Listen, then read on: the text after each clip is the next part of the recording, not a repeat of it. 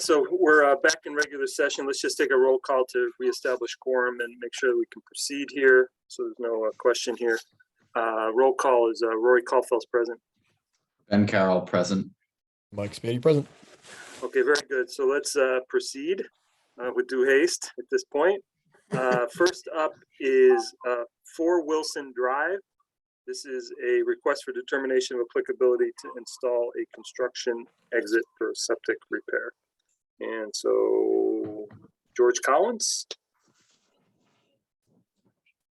Collins Engineering. Let's bring him up.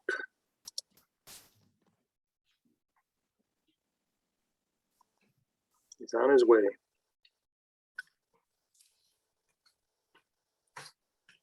So first to you, George, and all the other attendees, really appreciate your patience. Things went a little bit longer than expected during executive session. So Sure, appreciate you hanging on and hanging with us, and we'll get these done as quickly as possible. Sure. So George, I am going to say you should probably keep this as quick as possible because Absolutely. it's going to be relatively straightforward. So Okay, yeah. If possible, if I could share my screen. yeah, you should be able to. Okay, where are we here?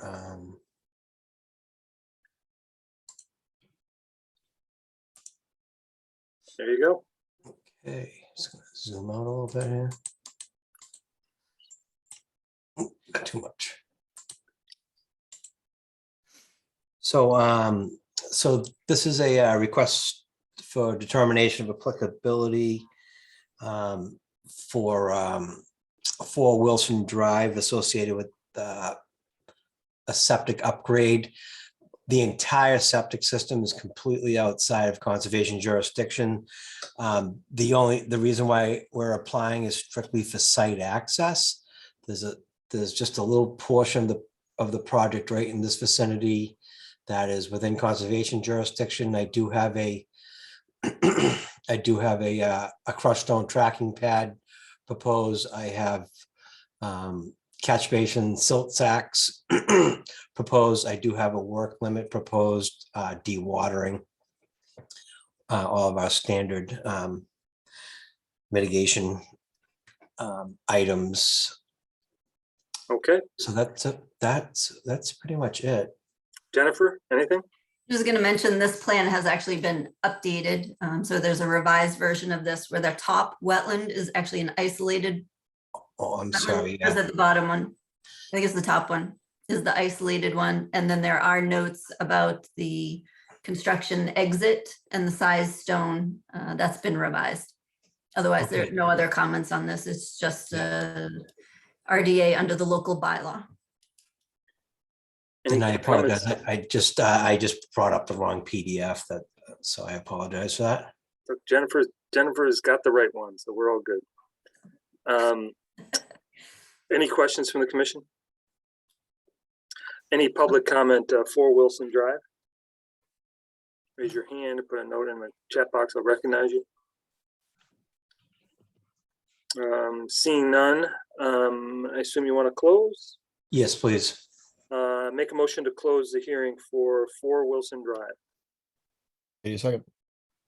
Roll call vote to close. Caulfield's aye. Carroll, aye. Spady, aye. Okay, make a motion to issue a -3 for a termination of applicability for 4 Wilson Drive. Carroll, second. Roll call vote. Caulfield's aye. Carroll, aye. Spady, aye. That was Caulfield's with the motion. Carroll with the second. 3-0. Thank you very much, and we will go on to our next one. You can stay right there. So next up is 4850 Turnpike Street. This is a notice of intent for a single family septic upgrade. And just for the record, we did receive all abutters notifications on all new projects today, just for the record. Okay, again, George Collins from Collins Civil Engineering Group, representing Patrick Gillis, the owner of 48 and 50 Turnpike Street. It should be noted that last year we installed the system at 52 Turnpike Street, just to the south here. Very, very tight site. It's 6 bedrooms. We don't have a whole lot of room on the site. So we are pretty close to the septic system is pretty close to the wetland. I apologize, I want to zoom in real quick on this.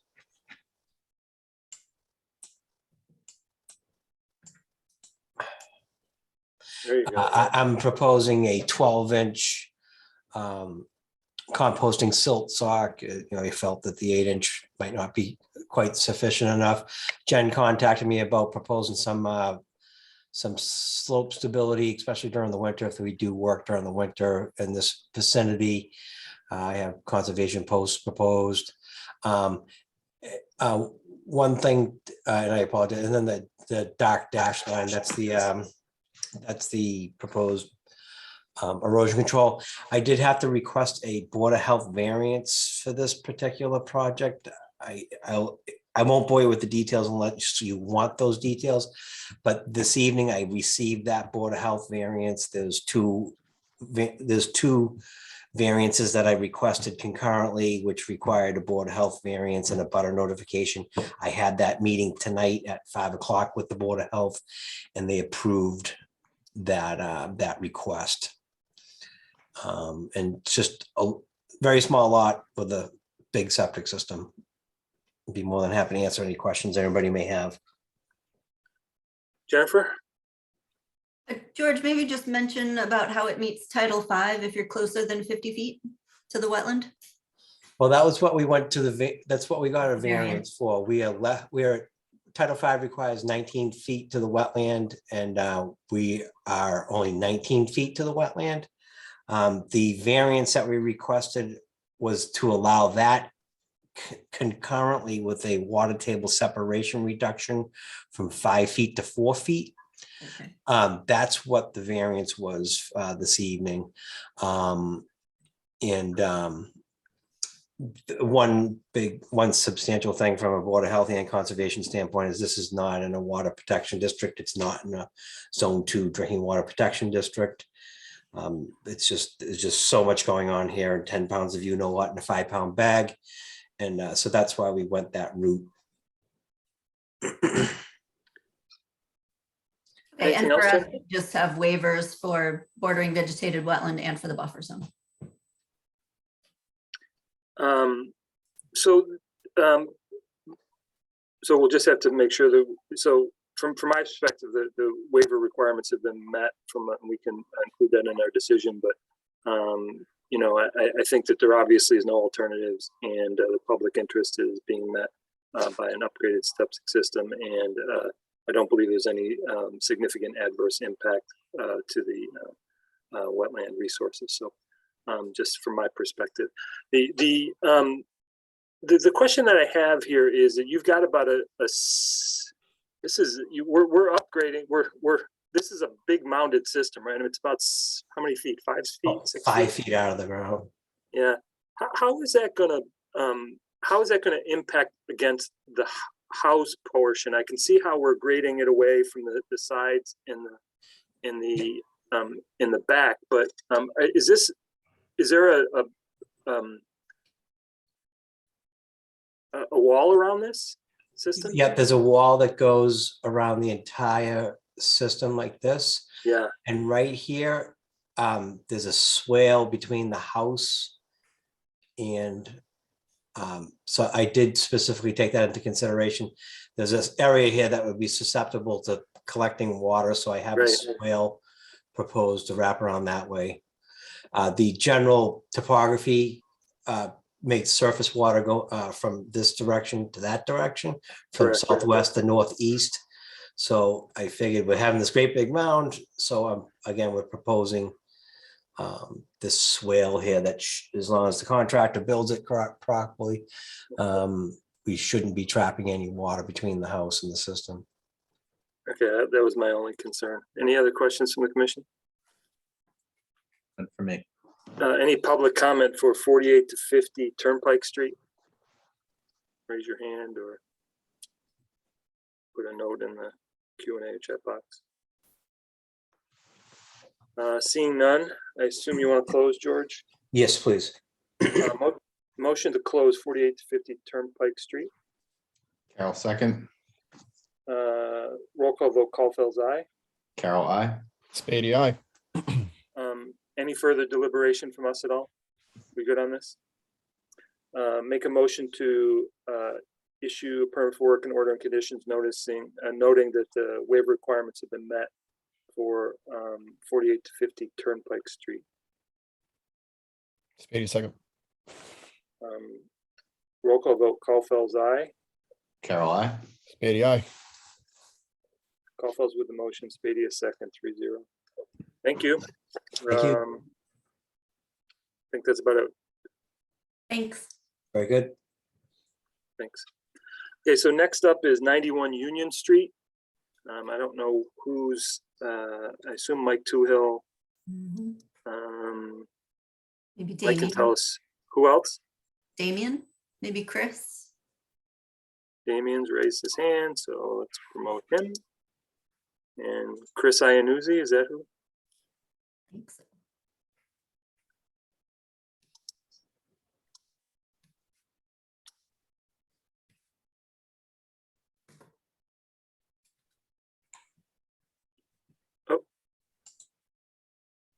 I don't know what happened there.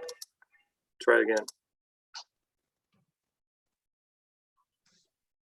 And I will put George back into the attendees for the moment. He's got something else going on later, so.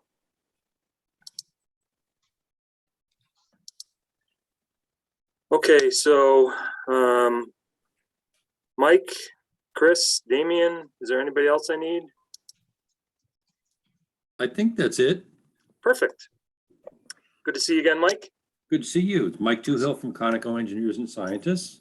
So this is just for the record, this is a notice of intent for proposed apartment complex, access drive and parking, stormwater grading, utilities and on-site wastewater treatment facility at 91 Union Street. Go ahead, Mike. Thank you, Mr. Chairman. And it is a notice of intent just under the Wetland Protection Act, because this ultimately will be a 40B project. And our client asked us to apply just under the Wetland Protection Act. There's two parcels, actually. There's a parcel, 5.5 acre parcel in Easton, and there's a 1.5 acre parcel in Brockton. This property is right on the town line.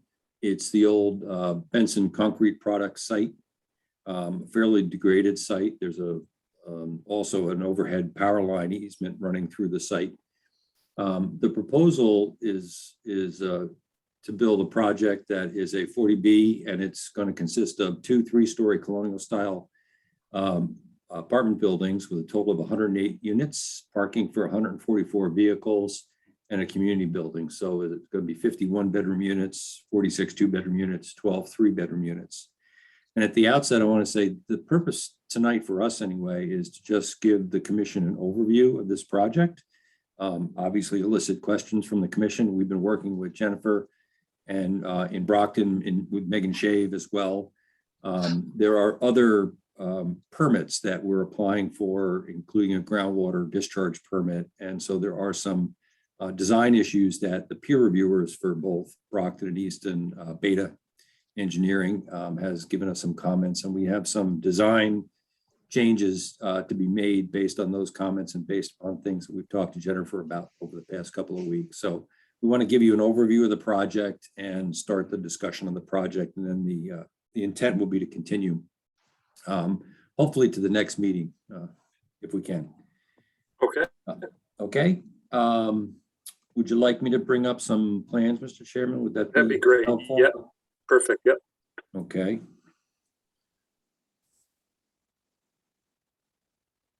All right, they should be up. Yep. So this is just an overview of the site. This is Union Street, which turns into Pleasant Street in Brockton. So we're right on the town line here. That's what's shown on here. This is a Brockton parcel. This is the Easton parcel of the project. Right across the street is French Pond, just to give you orientation on that. And Dorchester Brook runs down the west side. This was a subject of an abbreviated notice of resource area delineation, both in Easton and Brockton. This past spring, I think we went through the ANRAD process. And so we have the resource areas locked down on the project. So So we want to talk about the overall project. This is the existing conditions of the site. I can zoom in or out if the commissioners want. You can let me know, but this is the, I'll go around the edge. This is the Easton parcel. This is the Brockton parcel. This is the Benson's houses are here and here, right across the street from each other.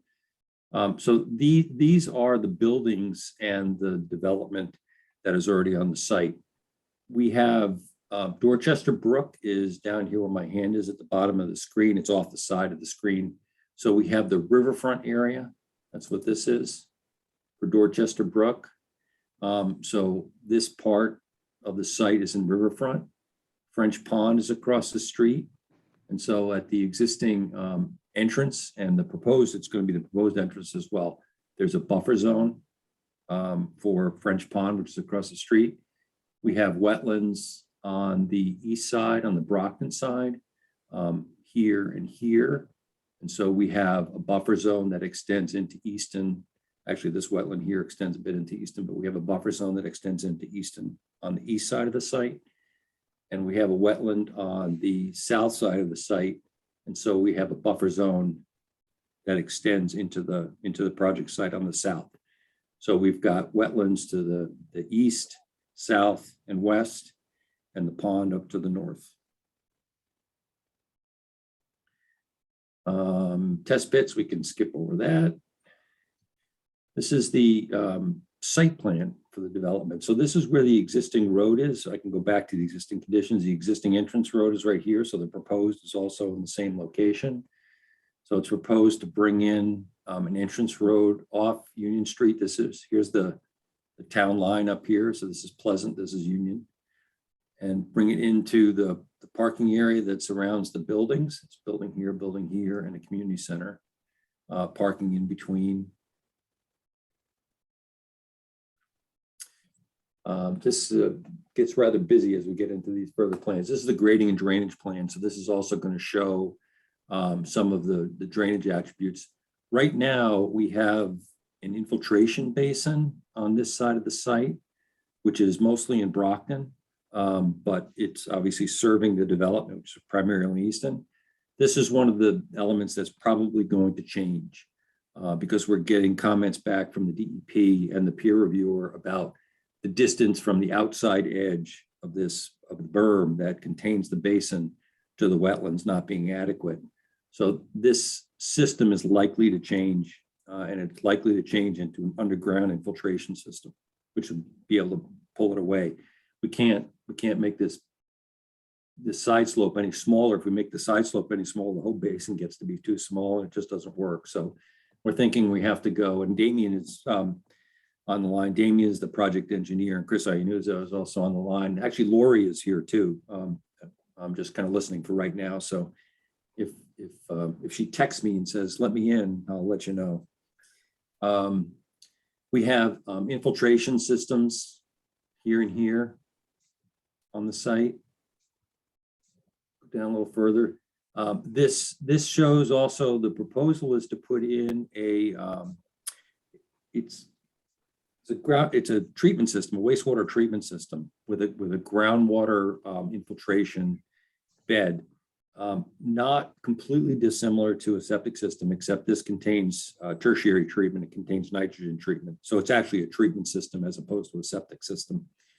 So this is the infiltration bed that serves the system. This is where the system is located down here, and this also may change a little bit based on groundwater discharge permit review. So we're in the process of working with the DEP on both the infiltration system issue and the groundwater discharge permit system issue.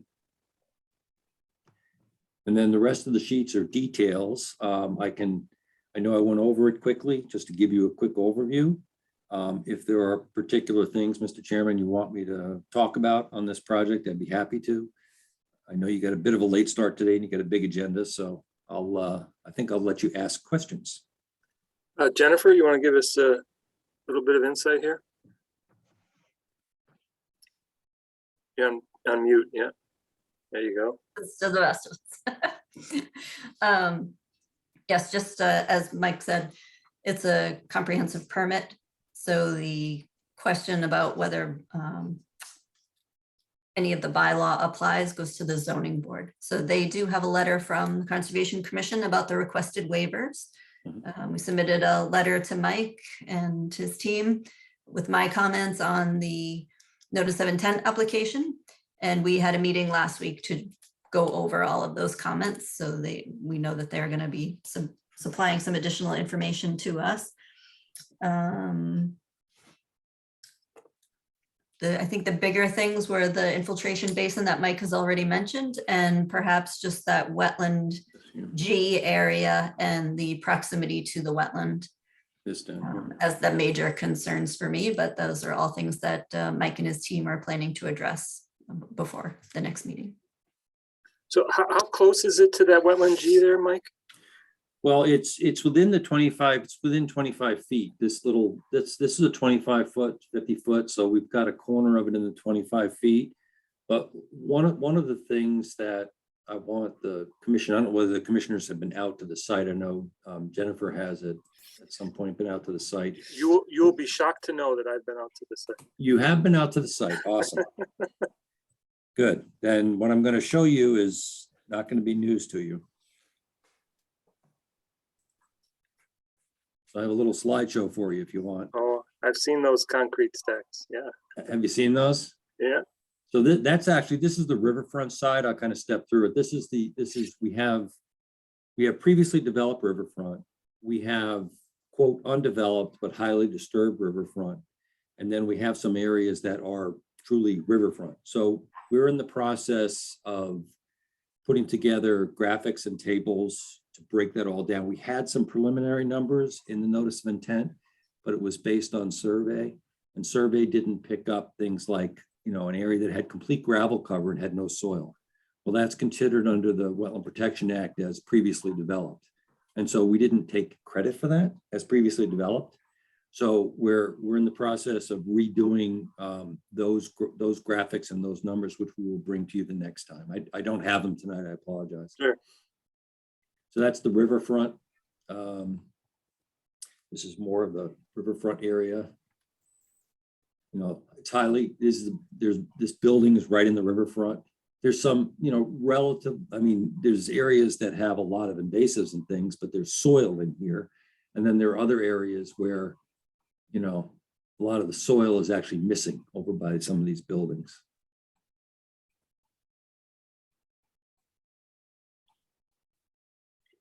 This is wetland G. You were just asking about this, Mr. Chairman. So this is, we're standing, looking at the 30-foot buffer to the wetland, and we're looking into the wetland system. And you can see there's a guy line for a telephone pole. There's all kinds of, this is actually a great inlet, and this great inlet goes to a head wall that's right in the wetland.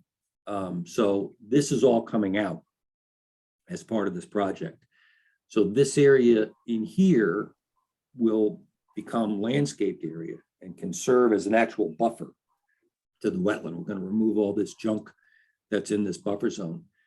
Just somewhere up past where this great inlet is where that little curve that I showed you on the plan of the roadway cuts through the 30-foot buffer zone. So Mike, can I interrupt you? Yep. Can you go back to that other photo? Which one, Lori? That one you were just at? Yeah. So that grate, right above that grate in the photo, that's all the buffer zone right there. That's just, that's fill in the Yeah. buffer zone. Okay. I thought that's what I said. The wetland's actually to the right of the photo, Correct. outside of the photo. Yeah, this is looking across the buffer, and here's the guy in the wetlands back over here. Or actually, the wetlands back over here in this Right. corner. Yeah. To the sorry. right, yeah. Okay. See, I knew she'd jump in and correct me. Well,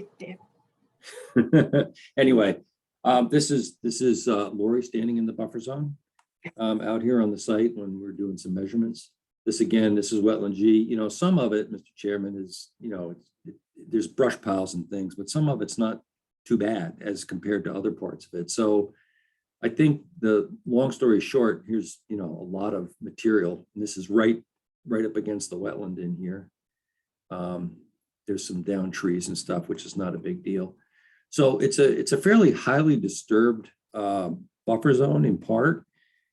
We are working within, we had talked, Jennifer, about distances. We're definitely within the 50 feet. We're going to be probably within 30 feet of that area. But at the end, we're actually going to wind up taking a lot of junk and stuff out of the buffer zone and making it a true buffer. We're going to be close, no doubt. We're going to be close to that wetland. We're going to be within 30 feet of that wetland. This is on the other side. This is called Wetland L. This is on the Brockton line. Again, all kinds of, there's telephone pole storage in there.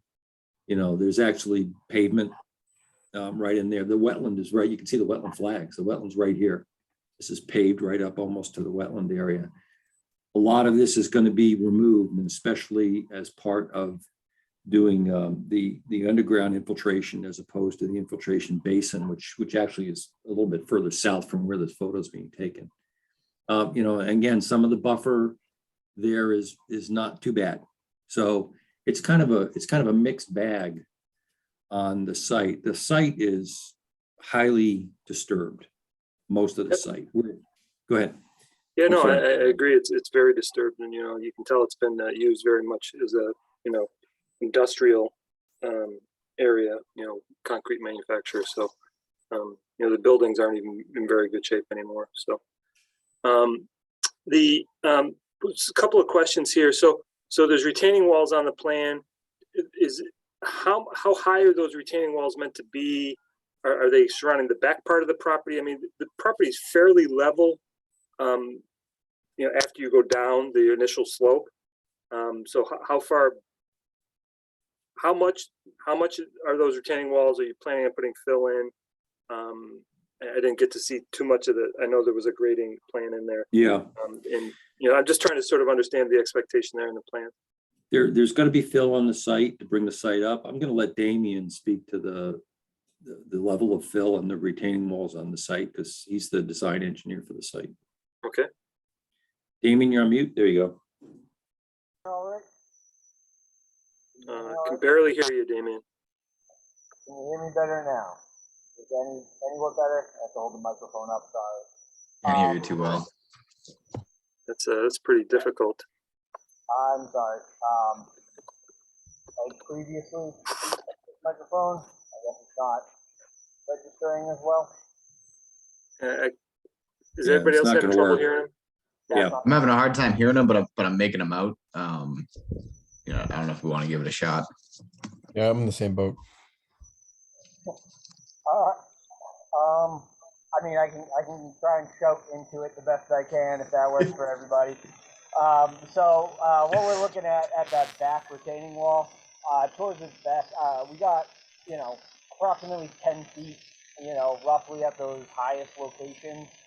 A lot of that is just due to the fact, I think you might be pulling up, whoever's pulling up that. This is the back retaining wall that he's talking about back Yeah. here. Okay. That's where we probably have most of our height. We're trying to get all of our grading and drainage to, the locations as is. We, had just, we're coming up front, at the front of the site, pretty high, and for the existence of the leaching or the leaching facility for the soil absorption system. And then we're trying to get the shoot down, at the best we can, kind of around that community building and in front of those other buildings. We kind of have to keep the parking level across the front of those buildings once we get to them. Just for accessibility and for the construction of buildings. So we're just trying to make it work the best we can there, given, site constraints. Additionally, as you know, the groundwater is pretty high around. You have you're surrounded by wetlands.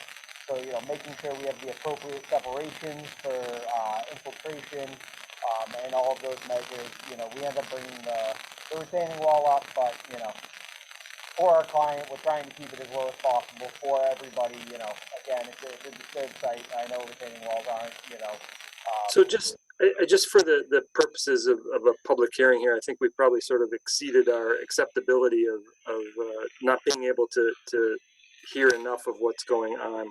Yeah. And I think we really sort of gave that a go here. The best I understood was it could be as high as 10 feet. Right. And that we're trying to raise it up to accommodate the soil absorption system at the front of the property, as well as some other things, you know, trying to keep the parking lot level around the buildings and whatnot. But I really don't want to restate what I thought I heard. So I think that probably we'll have to revisit that at some point in a future hearing to make sure we understand that a little bit better when Damien's able to give us a little bit better quality input here. So I just, for the purposes of this, I have to be fair to the public as far as being able to sort of understand. So I really don't want to accept that continuation of that and accept it as I could understand it, but I really could only understand maybe 50% of it. So. Yeah. Can I jump in for a second, Mr. Chairman? Sure, go ahead, Mike. This is, these are contour grades. And as you can tell, what they're doing is they're tying into the contour grades of the road. And as you know, when you come into the site right now, you drop down very quickly through here.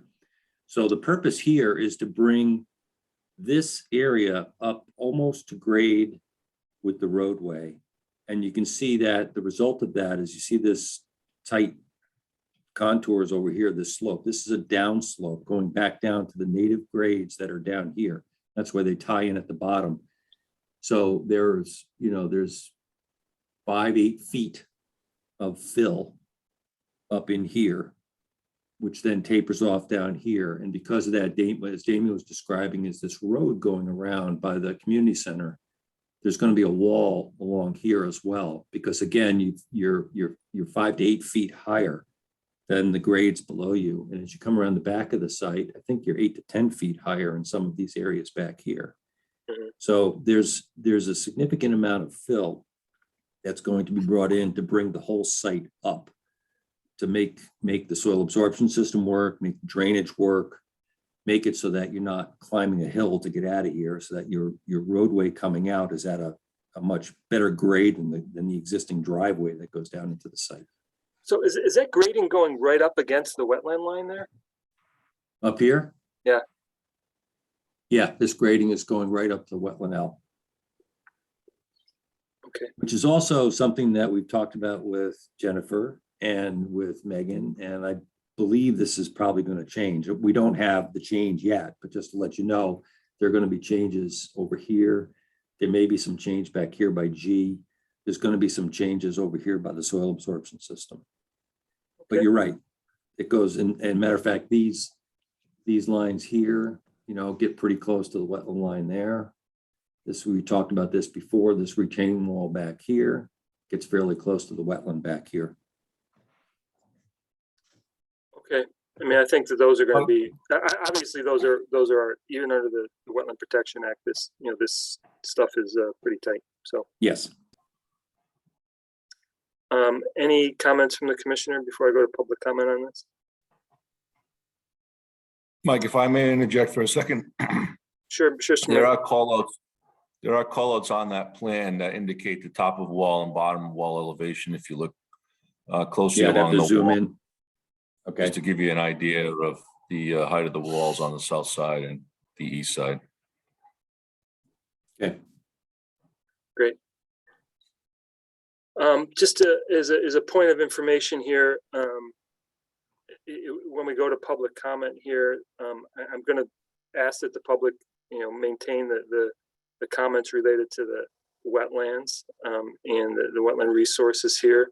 I have no jurisdiction over the 40B aspect of this project or any of the other construction aspects of this project. Strictly comments related to the wetland, and also understanding that the wetland bylaws, because this is a 40B project, is actually being managed by the Zoning Board of Appeals. I actually don't have jurisdictions over the wetland bylaws at this point. The zoning board can choose to apply them, but right now it's in front of the Zoning Board of Appeals. So I just want to make that clear. that we're here to talk about wetlands and the impacts by this project, and anything else about this project, I'm going to keep a pretty short leash on. So, any public comment on 91 Union Street related to the wetlands? Raise your hand or put something in the chat.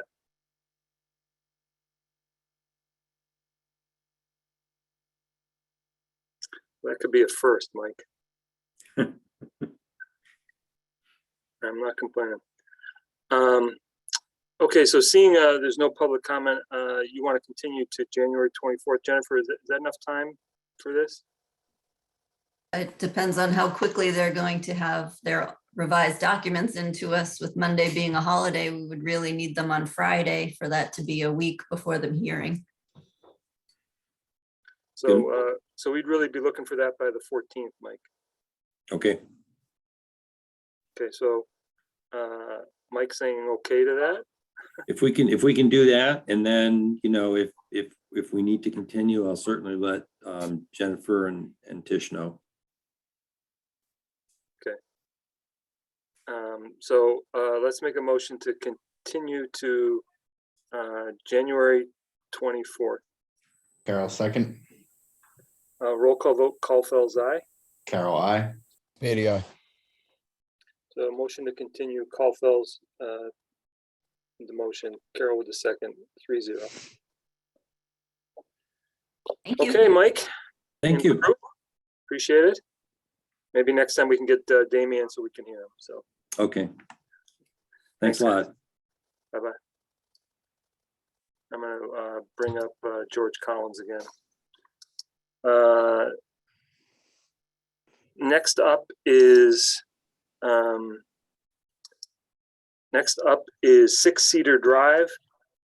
This is a notice of intent for a septic upgrade. This is a continued hearing. We did not have the DEP number the last time we were here. I don't believe there were any other changes, Jennifer. All we needed was the DEP file number and we have it, so you can close. So we have the DEP file number, George. I'm happy to proceed. I don't need any further information from you unless you are absolutely hell-bent on doing it. At this point, I request to close the hearing. Excellent move. Okay, so make a motion to, hang on a second. Any public comment for 6? You guys have any questions? No. Any public comment for 6 Cedar Drive? Okay, so seeing none, I make a motion to close 6 Cedar Drive. Carol, second. Roll call vote, Caulfield's aye. Carol, I. Beatty, aye. Okay, and just as a point of information here, they are in the buffer zone, the vernal pool, so we do need a waiver on that. I do think that given the property, it's a fairly flat piece of property, well developed. I don't think that there's a better alternative on this site for this property, and I don't believe that there's any significant adverse impact on the wetland resources. So I believe the waiver has been met. So we'll make that in the motion. Okay. Any discussion about that? Okay. So seeing none, I make a motion to issue a permit for work and order conditions for 6 Cedar Drive, noting the waiver conditions have been met. Beatty, second. Roll call vote, Caulfield's aye. Carol, I. Beatty, aye.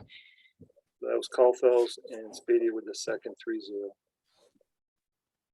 Thank you very much. Thanks, George. Have a good night.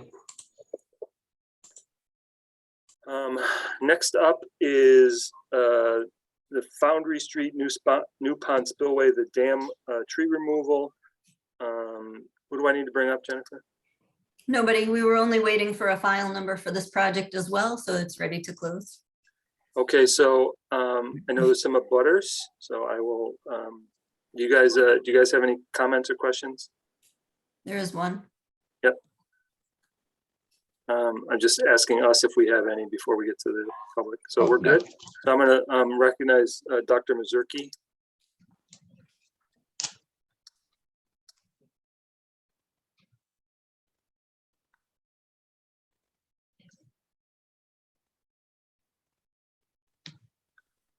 Hi, Dr. Mazurki, you're a panelist. You can take yourself off mute, turn on your camera, and then introduce yourself for the record.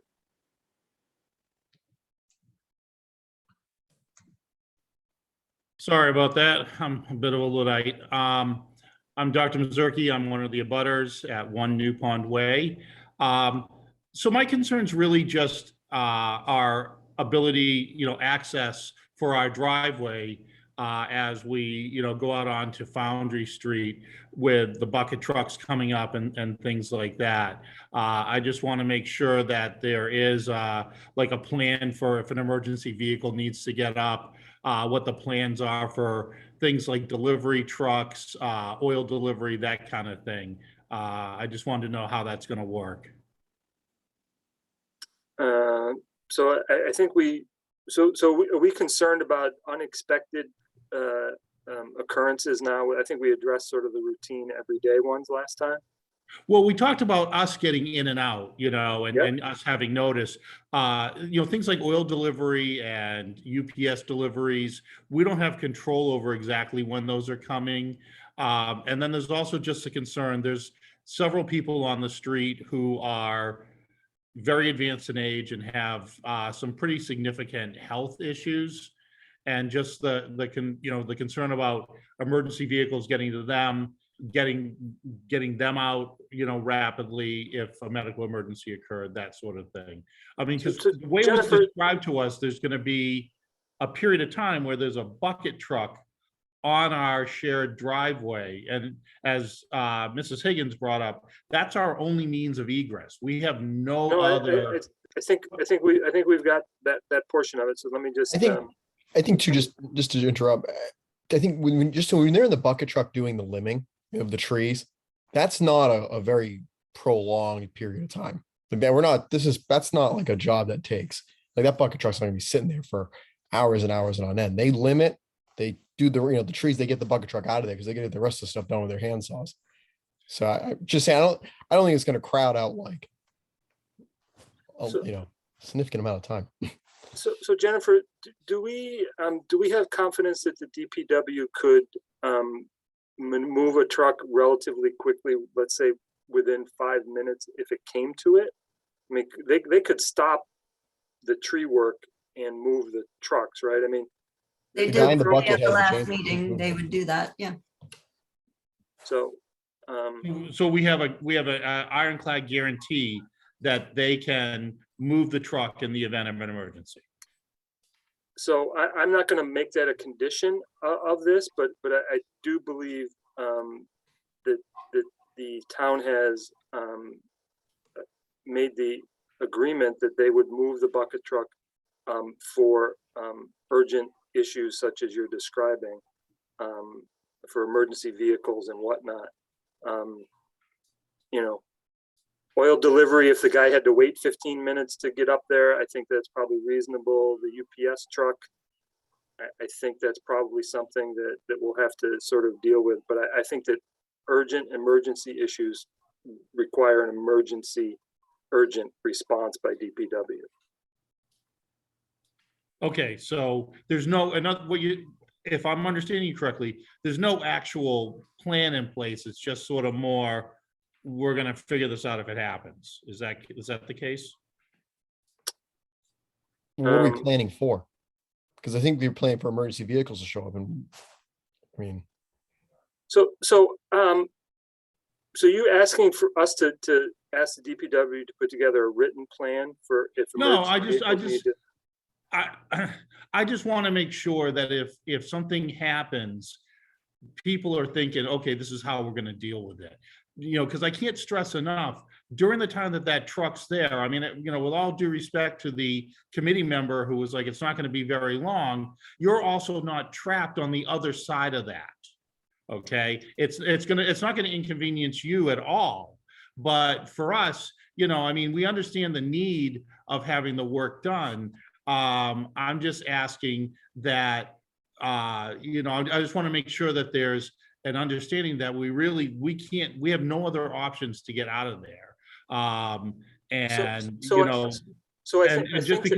Just recently we did have a medical emergency up here, and that's what's kind of put it in my head. I entirely understood, and I think that I will request that Jennifer have a conversation with DPW to ensure that our intention is to respond in an urgent, emergent manner in the case of an emergency. I want DPW to work with the neighborhood to ensure, proper regular access. Give you notice in advance of the days that they're going to be up there, so you can move your cars out if you need to get out after they'll start there. Things like working with you for oil deliveries or other large deliveries. I think that we can probably ask the DPW, and I'll ask Jennifer to ask the DPW to work with the neighborhood to limit that waiting time to no more than say 30 minutes. But I think that in general, I agree with you that I would not want to see any harm to come to anyone on New Pond Way as a result of us trying to address the tree problems on the dam. And I think it's easily done. It's communication and it's commitment on our part to do that. And I agree. And I know Jennifer she's nodding her head in agreement with what I'm saying. So I think that we're all on the same page here, and I'm happy to request Jennifer in a public meeting here to make that call to DPW and have that conversation with them and make sure she gets their assurances. And and I absolutely 100% agree with you, and I'm good with putting Jennifer in charge of making sure that happens with DPW. Okay, great. I mean, again, it's fresh in my head because it's something that's happened just recently. Very, very sensitive to the issue. I understand. All right, thank you. That was my only concern. Perfect. Thank you. Thank you. Any other public comment for the tree work on the New Pond Dam? Hang on, I see another hand, but got pop-ups all over the place here. Well, I'm promoting Mrs. Higgins.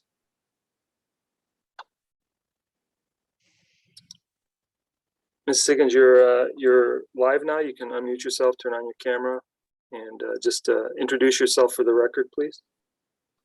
Hi, Denise Higgins for New Pond Way. I'm okay with the project in totality. I missed like 1 or 2 minutes, and I wasn't sure if you discussed the trees being cut on the opposite side of the dam. And in fact, when I was walking down there today, there was only one tree, so I'm not sure that it's really relevant until you get there. But I did, since I have this forum, I just wanted to make one mention. Down on the dam, there's the railing that goes across the dam on both sides, and you can view if you're a spectator because of the railing. And I've called it to the attention of the DPW multiple times, even through the summer, that there's one baluster that's missing. Now it seems irrelevant, but a child can fit through that. And I just really think that since this is a conservation area and a conservation issue, if you might be able to bring it to the attention of DPW. Absolutely, we will. That's all. But other than that, I know that it crosses over from what the conversation is. No, I appreciate you raising the issue, and we're happy to address the issue. Jennifer, I will leave that up to you. And as you know, I drive by there several times a week. Okay, anything else, Mrs. Higgins? That's it. Thank you so much. And thank you for addressing the concern. It is our only way in and out. Thank you. You were spot on with the information. Thank you. Thank you very much. Okay, so any further public comment for New Pond Dam tree work? Okay, so seeing none, we have the DEP number. We've made the conversations about conversations you'll have with DPW about this, as well as the repair of the railing. So that I think we're all set. We're good to close. Do we know when this work will commence approximately? No. No, because we actually have to wait for the dam, Office of Dam Safety permit as well. Office of Dam Safety to issue the final permit on this. So no, we don't. So yes, thank you. We're actually issuing a 5-year permit on this, right? Okay. So make a motion to close New Pond Spillway, Foundry Street dam, removal of trees. Carol, second. Roll call vote, Caulfield's aye. Carol, I. Spady, aye.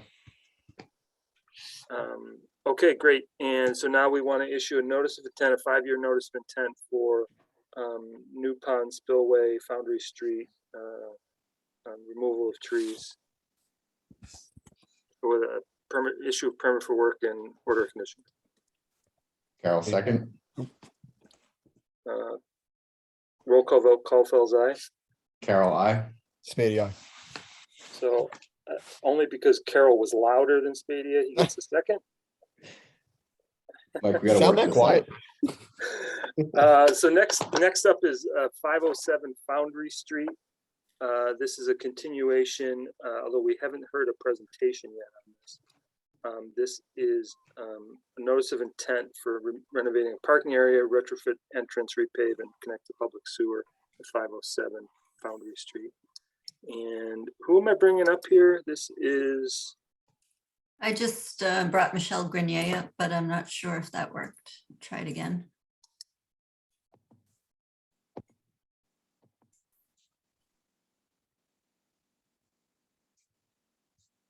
Doesn't seem to want to let me do it. Maybe you want to try. no, it worked, whatever you did, it just was slow. Okay. She's on her way.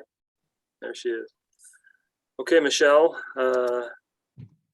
you are up. You can unmute yourself, turn on your camera, maybe introduce yourself for the record. If there's anybody else you want us to bring up, please let us know.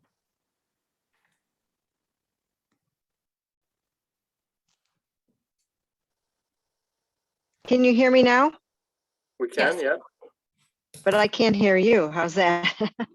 I can't hear you guys, but this Rob's here too, I believe. So let me see. Let's see, start video. Yeah, Rob Crowell's here. I did the wetland delineation, so Rob's here also. He can talk about the project, but this was a So Dunkin' Donuts or I'm promoting something. Rob It right was now, a- or I assume it's Was it? Rob. It was Joe. It was a Joe. Why can't I hear you guys now? This is weird. Once I am muted, I can't hear you, but that's okay. It's ridiculous. But anyway, it's going to be a Joe now, but it was a bank. That's what it was. It was a bank. And is Rob here? I'm trying to promote him, but it's not working on my side here. Okay, let me. Just a second. Hold on just 1 second. Let's not continue anywhere until we get Rob here. So he seems to be the one we need.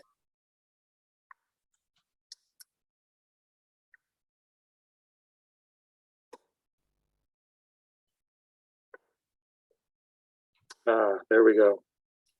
Okay, Rob, I think you're here. You can mute yourself. You can turn on your camera.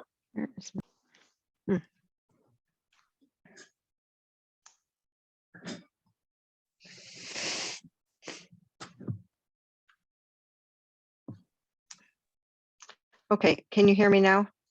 We can hear you, yes. Okay, I can't hear you guys for some reason, but oh, Rob's on now. Let's unmute him.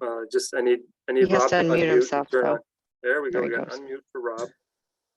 Am I unmuted? You are, yes. Hear you. Okay, There you go. okay. All right. Rob, can you As just the- introduce yourself for the record and then? My name is Bob Kroll. I'm the engineer of record. The property was a former bank and it's been sitting there in its present state for a number of years.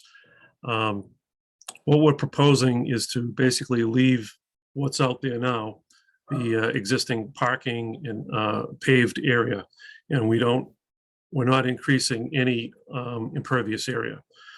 if you, I don't know if you have if you can pull up a plan. I don't think I can. On the downloaded, on the other, if you can pull up that, one of the plans, probably the utility plan or the erosion control plan. The utility plan would probably be best. Can that be done? Yeah, hang on just one second.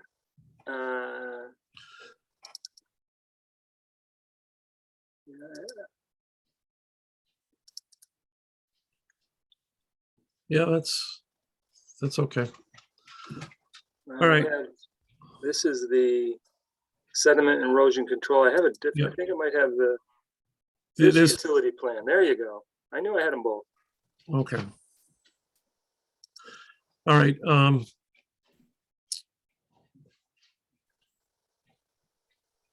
So there's a intermittent stream on the western side of the lot. Here's the lot. The lot's right along here, and there's an intermittent stream goes along this side. Now the wetlands and the bank, they kind of intermingle, and at the very back corner here, there's 1 square foot of the lot is wetland. The rest of it's all dry. And the existing pavement comes along here like this, and the 50-foot no touch zone is this line right here. So when they initially built this, they pretty much stayed out of the 50-foot wetland line, and so we're outside of the 50-foot line. Let's see, there's another plan in there. If you can go into the other, this was the older plan. If you go into the other, there's a one that is a more recent date. I apologize. Just one second. I will try and find it because I think these are the ones I had. Yeah.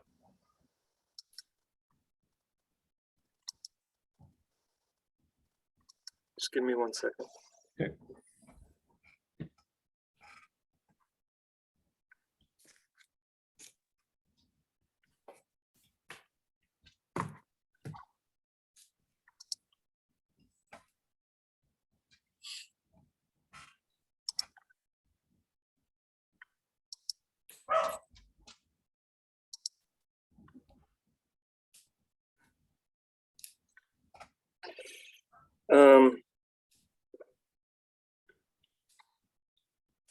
Okay, so I have one that's dated today, so that's why I didn't have it. It hasn't changed in a week, but I redated No, it.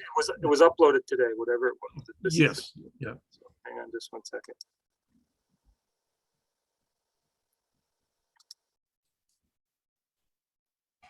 And bear with me because I have I have 3 screens and about 8 windows open, so and I just got to get it to the right place.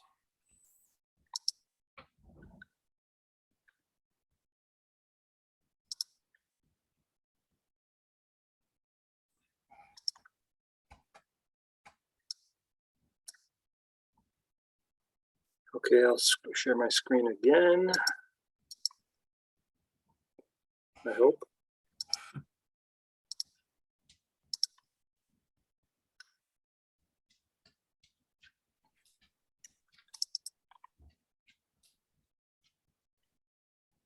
Okay, so this is from today. It's dated 12/29. This is this, yeah, okay. All right, so here's the wetland line, is the bank line. As I was saying, it pretty much, they follow each other up in this area. They don't quite coordinate. So we have another plan, but I don't think it's necessary to show it, the existing conditions plan. As a bank, they had a canopy that was over this area right in here. And we want to eliminate the canopy. And in doing so, the canopy,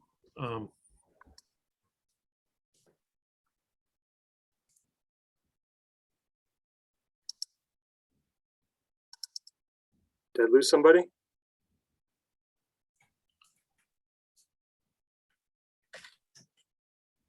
I lost Anyway. Rob. Oh, there you I'm are. here. You hear me? Yeah, okay.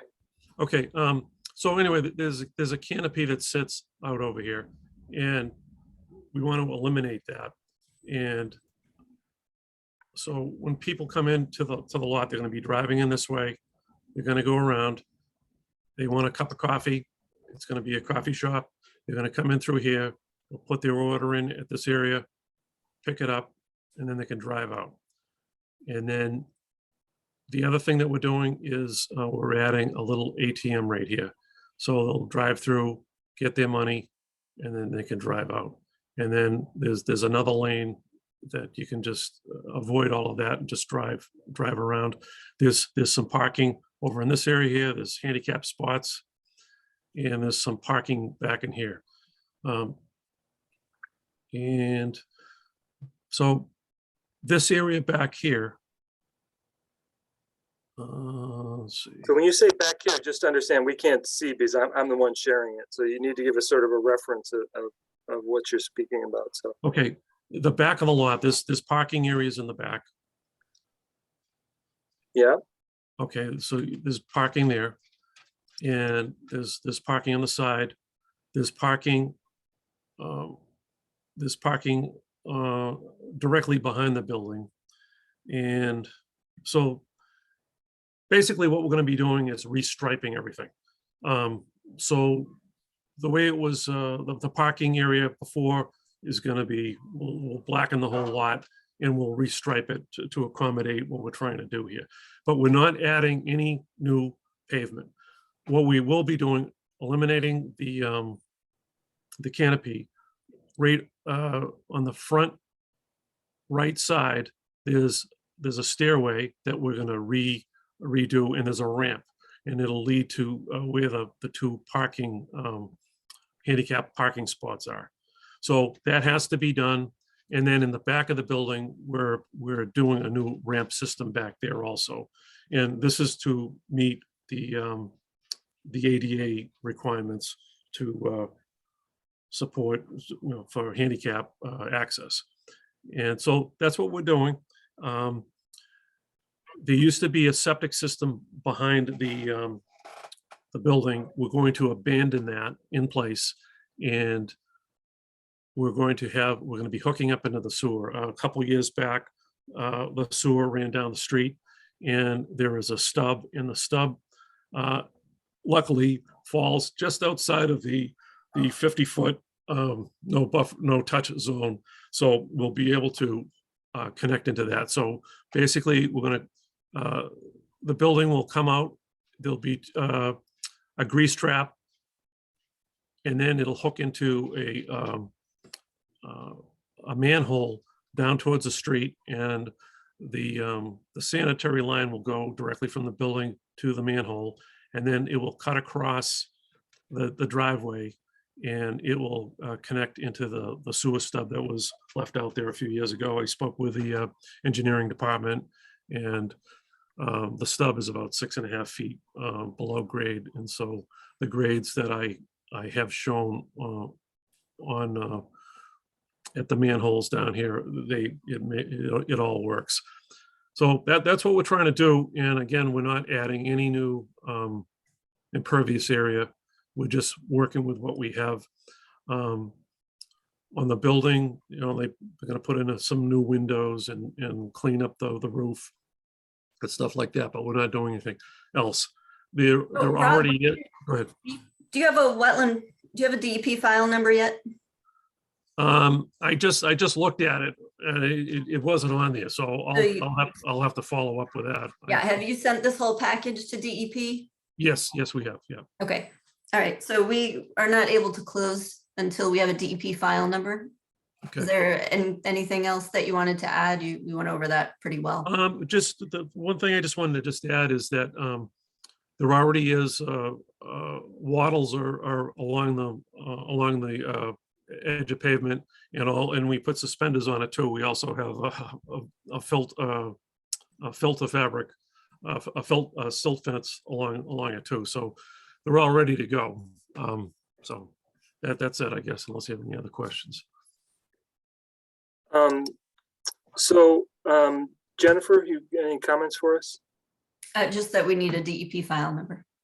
So So there's already erosion control up. Is it, have you been out there and seen it? Is that sufficient for what is needed? Yes. Okay. So the one comment that I have, so I was out yesterday, and I'm going to bring up a photo and just ask that I get some feedback from you on this. So give me just 1 second. Oh, I already had that open, so let me. I confused myself.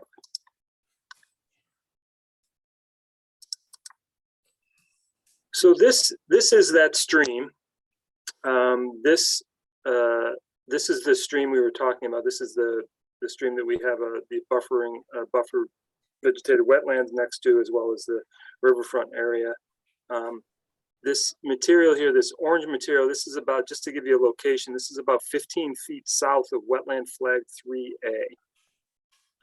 And this isn't surface material. This is like a semi-solid material. I don't know what it is. And so I just don't know if this is a naturally occurring material or some sort of other source of the material. I don't know if it's just iron coming out from somewhere. Or I believe that's the case. I believe it is iron. It's yeah, I'm quite certain of that. Yes. So where would it be coming from?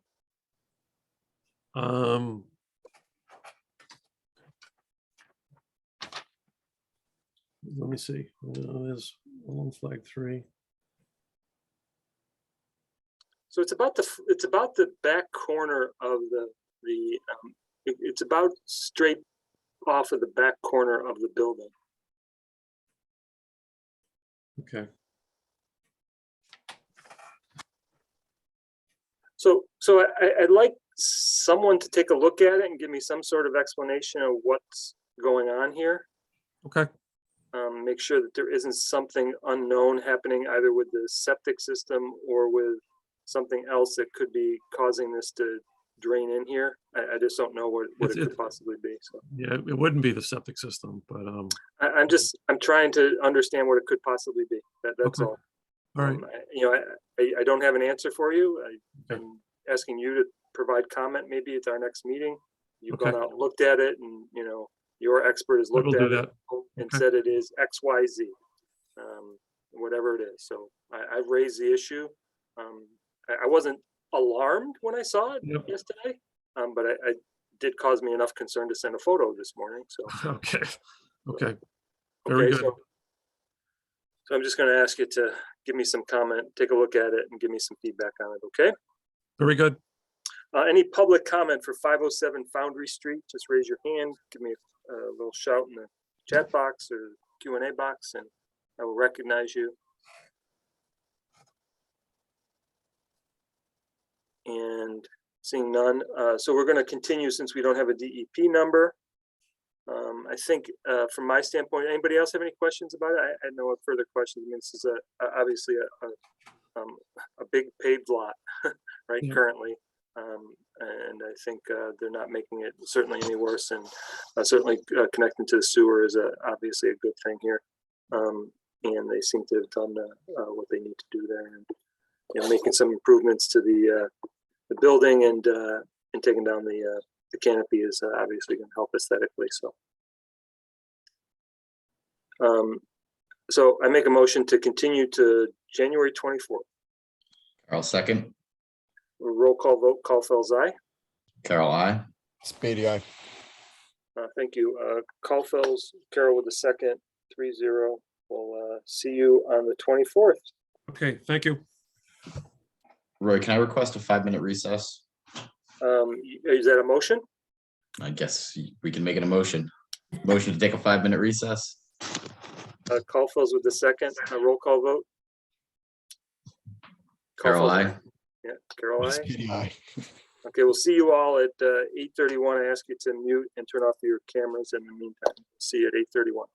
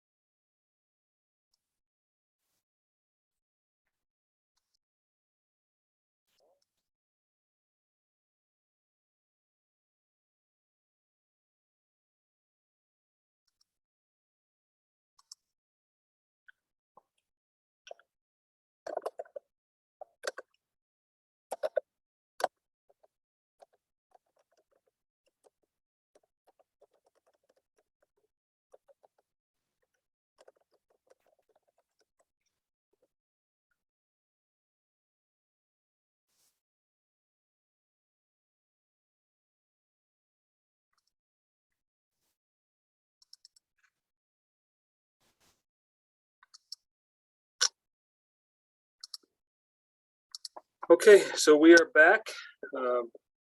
Recess. We have a continued hearing for 58 Mill Street. This is notice of intent for construction of a subdivision, roadway, and appurtenances. So I see Garrett. Who else do we need to bring up? DeShang? No, just Garrett. Okay. Garrett, introduce yourself for the record and we'll go from there. Good evening. I'm Garrett Tunison from Tunison Environmental Consultants. I'm here on behalf of my client, KGM Custom Homes. And I just wanted, this evening, I want to just give you a brief update on the materials that we have submitted, and I'll keep it brief. And see if there are any questions.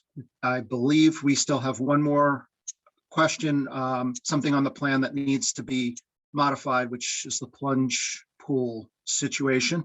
So I guess I will just start and tell you what we've updated. So we submitted it since the last time we were before you. We were looking at changing the plans so that the stormwater basins would be out of the 50-foot buffer zone. They have been pulled out of the 50-foot buffer zone. And also they were labeled detention basins. They have been corrected to infiltration basins. We submitted an update letter to the notice of intent, and we reviewed all of the previous questions that haven't been answered from the comment and review letters. So we did include all of the answers in our recent update. The location of the wetland, replication, and compensatory flood storage area was going to be shifted, but due to the change in the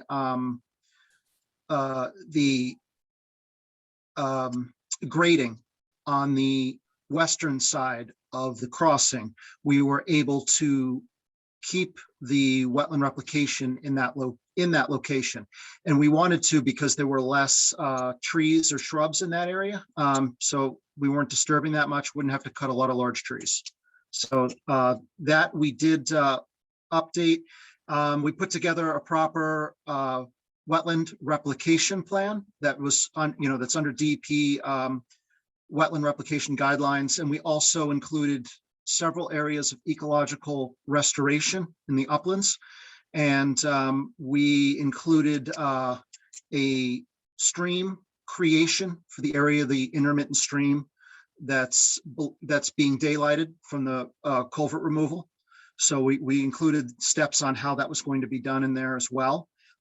We also updated in the notice of intent update letter, we put together a proper construction sequencing steps that is all encompassing of everything that's going to occur on the project. So anything that we would, especially we focused in on the crossing and the removing the culvert, the stream culvert, putting in the new culvert, and then creating the stream, and how we're going to dewater, creating the stormwater basins, how all of this would be done, since we felt that that was probably the most sensitive portion of construction. So we wanted to make sure we provided all the steps on how that would be done. We also updated as an attachment, the SWIP, the Stormwater Pollution Prevention Plan, is on an EPA construction general permit SWIP template. So that has been updated, and it's only the draft, of course, but we have updated as much as we can. The other thing I just wanted to discuss briefly was the changes that have occurred to the impacts to the wetlands. So basically, from the crossing, it's 832 square feet that we're altering and temporarily altering just due to the construction. There's 231 square feet, and that's going to be restored. Since we are altering 832 square feet, we are replicating 2,204 square feet of wetland. Bank, there 18.5 feet of linear feet of bank is going to be eliminated as for the actual crossing. So we are creating 36 linear feet of bank for the area of the stream that we're going to create that will be daylighted. So the other thing is the land under waterway in that area, there's 225 feet of temporary alteration, and that's going to be restored. And we're adding an additional 170 square feet. Bordering land subject to flooding, the crossing's going to alter 282 square feet and 120.8 cubic feet of bordering land subject to flooding, temporarily just going to disturb through construction activities 105 square feet that will be restored.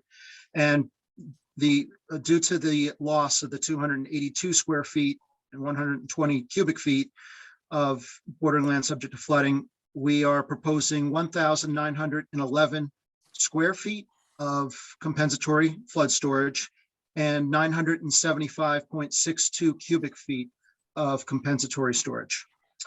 In addition to that, we spoke about last time that there's the natural heritage endangered species area where the existing home is currently on the site. That area they requested to be restored. That's 32,670 square feet. In addition, there were some concerns raised last time that we should try to do more outside of that. We agreed, and we found an additional 525. Well, it's actually 525 square feet in ecological restoration area 1, which is along the stream that we're going to create, the intermittent stream channel above the bank, the slope. We're going to restore that. We had another 200 square foot area, another approximately 1,000 square foot area, another 100 square foot area, and another 725 square foot area of ecological restoration that we found. And those are located in the wetland replication, the ecological restoration plan on the ecological restoration planting plan, pages 1 and 2. In addition, we found a 3,970 square foot area of ecological enhancement that we could do, and that's along the western edge of the property by Mill Street and towards the abutters property, between that and the proposed detention basin. I believe that's 1, the small basin. And then we found another area on the opposite side of the crossing. It's approximately 1,000 square feet of ecological enhancement as well. So it's a total of just the ecological enhancement and restorations, not the wetland resource areas. It's 39,940 square feet of area that we're looking to restore and enhance. So the other thing that we provided in our update letter was a waiver request letter. It provides all of the resource areas that are being impacted, and the letter addresses each of the performance standards for each resource area, and it also explains the relief sought. And I think that's about it. Other than that, I'm just looking to see if anyone had any questions. There's a lot to digest there, Garrett. There is. I apologize for that, and I know we were a little behind the 8 ball, so I wanted to make sure we gave you everything that we could. It's applicable to the project. Jennifer, do you want to give us an update? Yeah, we did receive that information, and I gave a follow-up letter on January 5th with roughly 11 items or so. We're waiting for the final review from about stormwater and wildlife habitat. I know a lot of information came in on Friday and today, so that has not been reviewed for tonight's meeting. So that should be reviewed by the next meeting. There is one other thing I wanted to ask, and I don't know if we want to do this tonight or next time, but I'd like to put it in your purview. It's the conservation restriction area. I know speaking with council, and also we're going to be moving forward with natural heritage. And as far as my understanding, the town is interested in the CR, the conservation land, which is approximately 9.13 acres, if I remember correctly. I did speak a little bit to Jennifer. One of the things that was brought up, and we agree, and we want to make sure we address, is your access We're going to try to put an easement along the top of the property so that you'll have the northern section moving from the north to across, basically west to east across the northern portion of the site. So you'll have access to that land. Okay. I think we've all got a lot of work to do to sort of understand and digest what's the changes that have been made and ultimately where we're going to end up on this. You know, I think that you're correct in sort of understanding that you know, it's the impacts of the wetland resources and the wildlife here. That's the impacts. You know, we're on an ACEC as well as a estimated rare species habitat. So, as well as all the other wildlife habitat. I mean, you know, we sort of have this threshold when we get to rare species that we sort of, we talk about the rare species habitat and then we sort of forget about all the other habitat that's happening as well. And I know you're aware of that. And I'm sort of just making sure that other commissioners understand that we need to meet those thresholds as well when we're talking about waiver situations and whatnot. And understanding that we're not having any significant adverse impact on the habitat of not just the rare species, but the other ones. The rare species becomes another threshold that we have to be careful of as well. So there's just a lot of moving pieces here from my perspective. One of the things, and I haven't had a chance to look at the most recent ones, there was a request for me, and I don't know if anyone's had a chance to look at it yet, is to use the previously disturbed land where the previous home, the current home is on this piece of property, and shift the houses so that you're not disturbing habitat and using that already previously disturbed land already. I don't know if that was addressed at all. Yes, actually, Natural Heritage told us we need to restore that, and that's in their buffer zone, and they've asked for that to be restored. That's where the 32,670 square feet area that they requested to be restored would be.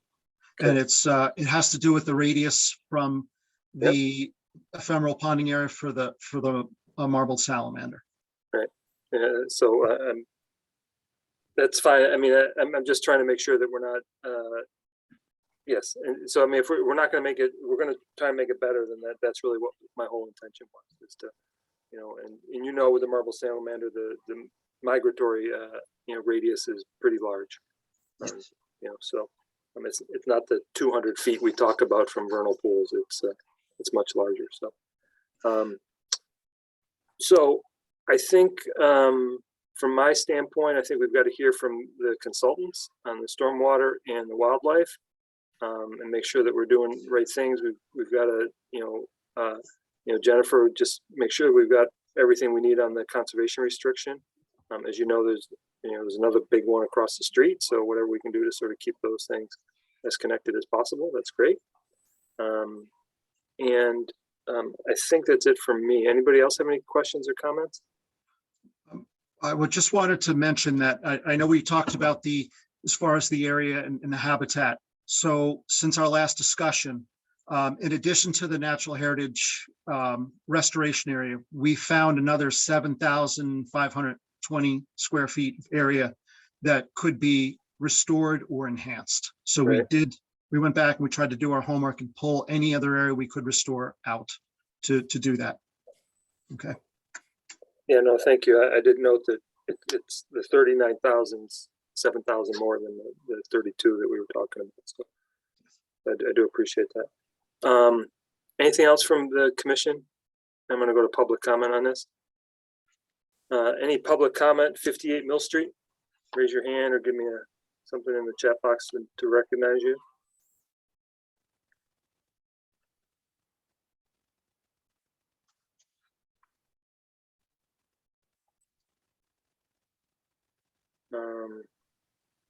Okay, so seeing none, when are we continuing to, Jennifer? What time do we need to review the materials that we have in front of us?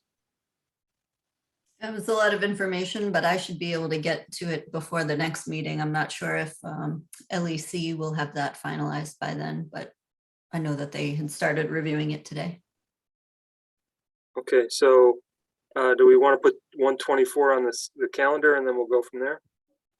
Sure. Okay, so make a motion to continue 58 Mill Street to January 24th. Carol, second. Roll call vote, Caulfield's aye. Carol, I. ADI. That was Caulfield's with the motion, Carol with the second, 3-0. Okay, Garrett, appreciate it. Thank you. Thanks so much. We'll see you soon. Thank you. Have a good evening. Bye-bye. Bye. So next up is 9 Hobart Way. So did we get new materials from them? We didn't, right? I think it all came in today and I'm not sure if I have hard copies or not. They did ask for a continuance, but they didn't give me the date. Yep. My initial reaction was, wait until February 7th. But I don't know what was submitted today to know if we have enough time to do it by the next meeting.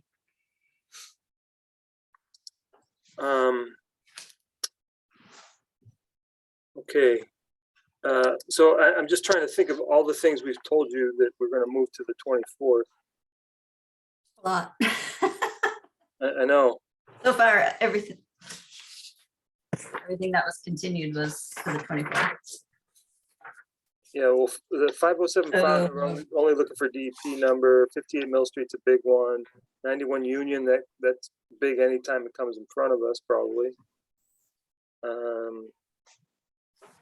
There's 3 with 2 big ones, and then I know we have 3 new hearings.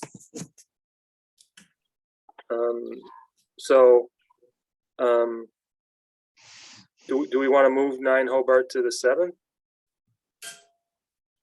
It's okay with me. Yeah, I'm fine with it.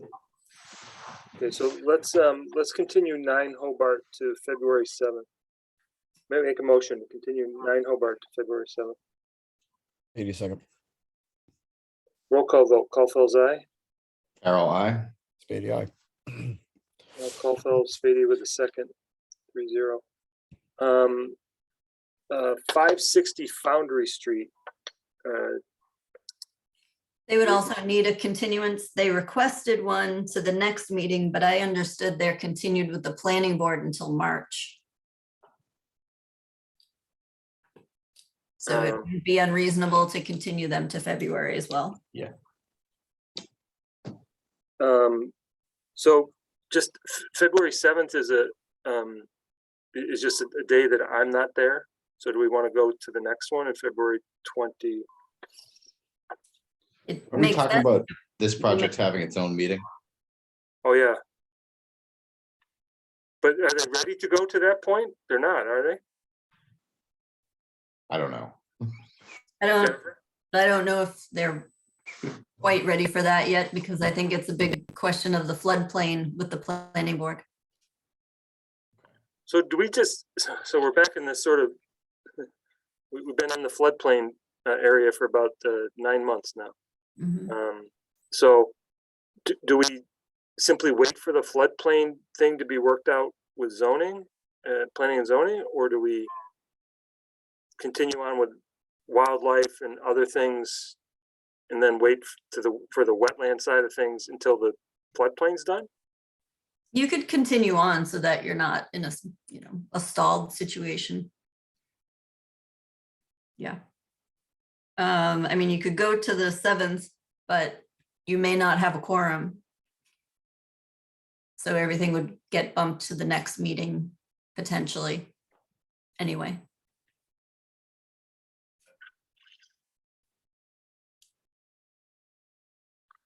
I think we yeah. could be pushing to the second meeting in February. Okay. Okay, so let's make a motion to continue 560 Foundry to February 28th. 82nd.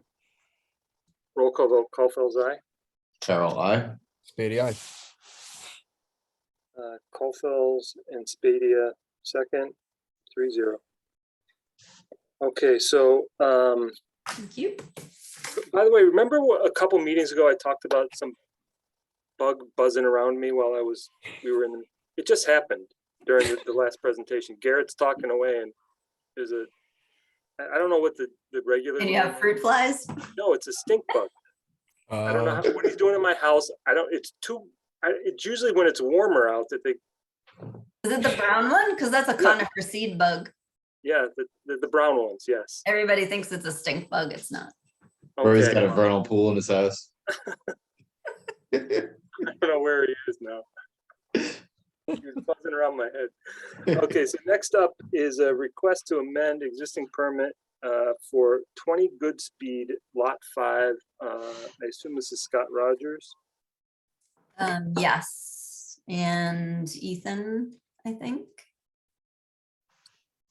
Okay, Ethan, is it you too?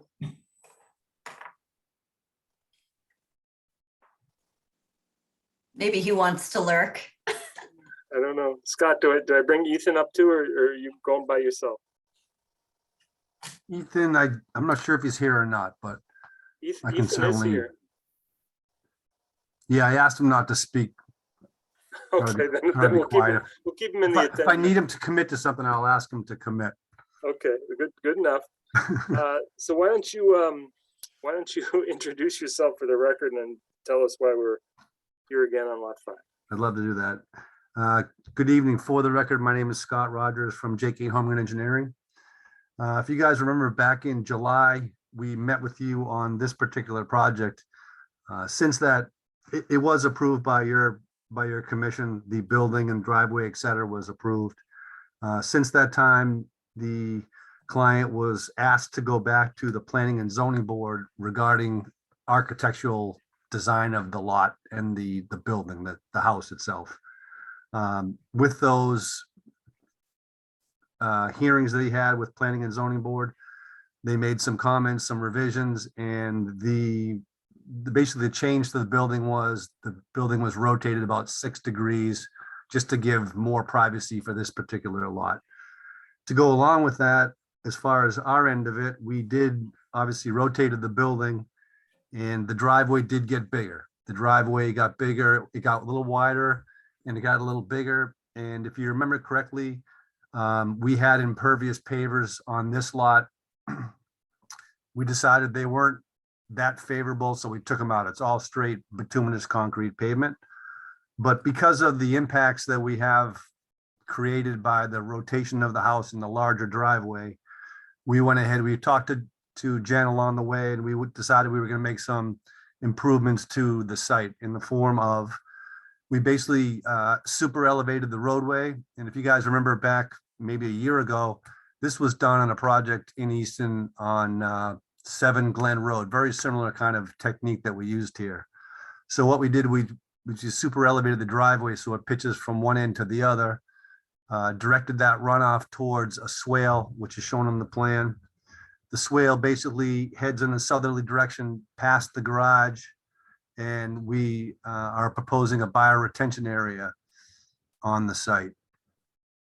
This particular lot, there's a wetland on the very southern end of this lot, and there's also a wetland replication area that's been started, not totally completed, but it has been worked on, and they are checking it for, dead species, any impacts that need to make to repair that and continue to grow that wetland replication area. So there are areas within the 50-foot buffer that have been disturbed because of the wetland replication area and all the work that's been done from there going north towards our proposed house. We did receive some comments from staff. I believe we can definitely address those issues. Jen made some comments on the O&M plan for the bioretention area. The one that's on the plan, unfortunately, is more sort of for the whole project. It's not specifically for the bioretention area itself. So we can address that and make it more specific for that bioretention area. We've been asked for some more dimensions and some more contours and specifically probably spot grades for that swale that are creating, so that can be done very easily. The detail itself for the grass swale, I can certainly address that and make that a little more site specific and more, more accurate, I guess. We're also been asked to create a planting plan for the bioretention area. That we can do, no problem. We are asked to create some drainage calcs for the bioretention area. We can create those and submit those as well. We've been asked for some details for the Cultec system, which is for the roof runoff infiltration. That's not a issue with either.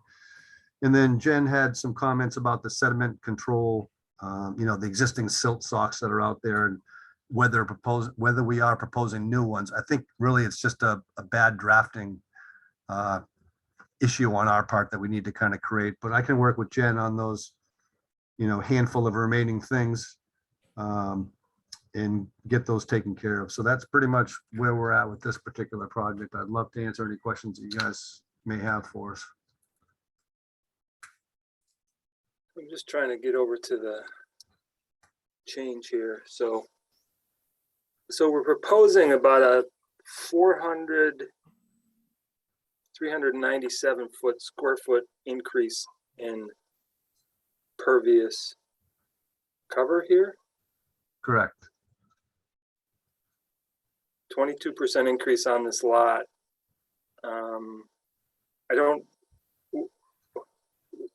Does that include the increase that we had from our last change, or is that just from the last change in July? I believe it's the total change overall, but I can check those numbers for you. But essentially, one of the biggest things about the impervious increase is the fact that I was using the pervious pavers, and I wasn't counting those as the same way, and no one was comfortable with how those, let's call it fuzzy math, was working out. So I said, I'm not going to try to, make it any more difficult. I'm just going to use straight pavement and give you the real numbers, and let's deal with what we got. So Scott, I guess that by the way, I am sharing the screen here and have the plan up. So the question that comes up here is that this is now the third lot that we've made changes on, although I think this is the only one that has a net increase in pervious square footage. The other two, which were lot 7 and 8, had changes as well. And I think this is indicative of when each one of these homes, they had sort of representative house layouts, that when you get a buyer comes in who wants a specific house, you're having to sort of change the location and layout of the house and whatnot. So I understand how that can happen, although it's a little problematic to have every one of these lots come before us. I mean, lot 3 came before us. That's where that wetland replication area comes from, where we granted permission to fill in an isolated land subject to flooding, and do the work there to make that happen. And so it's almost like what's the expression? I don't know what it is. Pain of 1,000 needles or whatever it is. I don't know what it is. It's death by Something 1,000 about needles. 1,000 cuts, right? Yeah, Death by exactly. 1,000 cuts. Something like that, yes. And so I'm just a little bit concerned about the creep that keeps on going on here. That this particular project had a tremendous amount of work. It was actually done just before I joined the board 5 years ago, where that weir was put on the stream, that conservation. I don't know if it was a gift of land or a restriction on the rear property, about somewhere around 10 acres or so. A lot of an awful lot of wetland activity was going on here for a good long time, and I'm thrilled to see the houses being built now, because it's been a long time. I'm just wondering if we're getting to the point of a change on this particular lot that exceeds the original permit. All these houses were permitted together, and it's just, I think it's fine when there's not a lot of changes going on, but when every lot's coming before us, we have to start thinking about what's the cumulative change that's going on here, and is this what was originally approved? That's a little bit of a concern that I have. I don't. Jennifer, you have any? I know I didn't come to you first on this. I just want to sort of express my opinion. Yeah, that's okay. I'll just mention that at the next meeting on the 24th, Lot 4 is coming in for a request for an amendment, and Lot 3 is coming back for a separate notice of intent. Most of the comments that Scott read to you were similar to this Lot 5, but the ones you were reading were actually for Lot 4 for the next meeting. But they pretty much overlap. And, you know, my comments are that we're changing the order of conditions so much that we're really moving beyond the scope now, because you have an overall operation and maintenance plan for the stormwater system. And now, because we're adding new impervious, we're also adding stormwater for each individual lot. That means the entire order of conditions has to be revised so that you're making it clear who's responsible for which maintenance activities on which lots.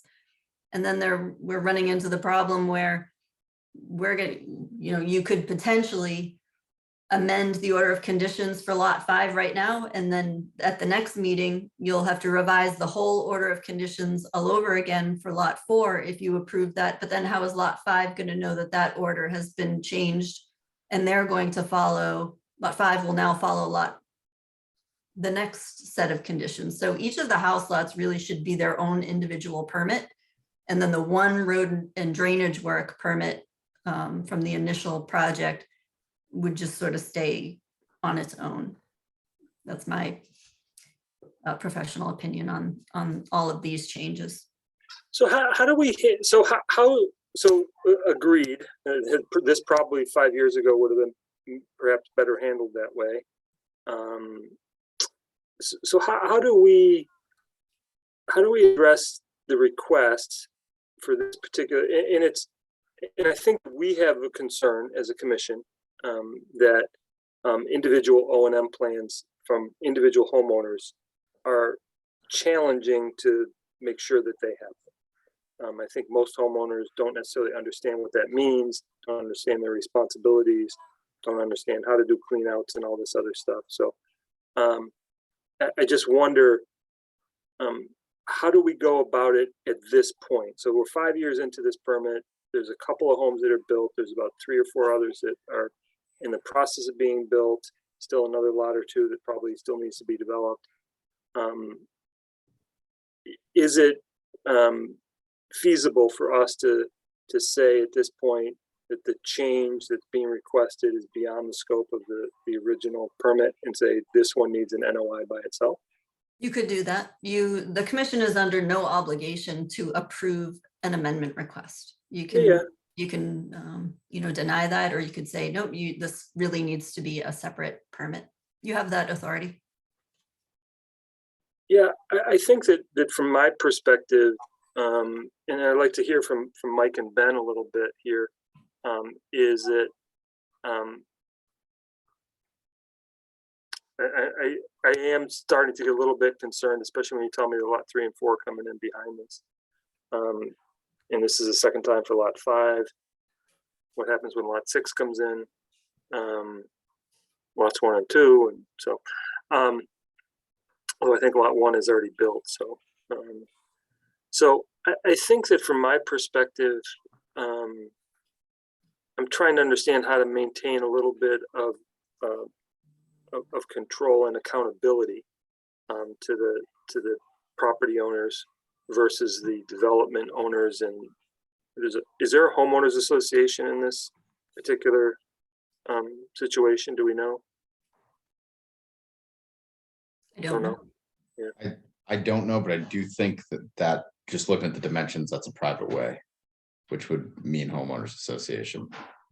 Right. So somebody's responsible for the general overall maintenance of the roadway and the stormwater system that associates the roadway.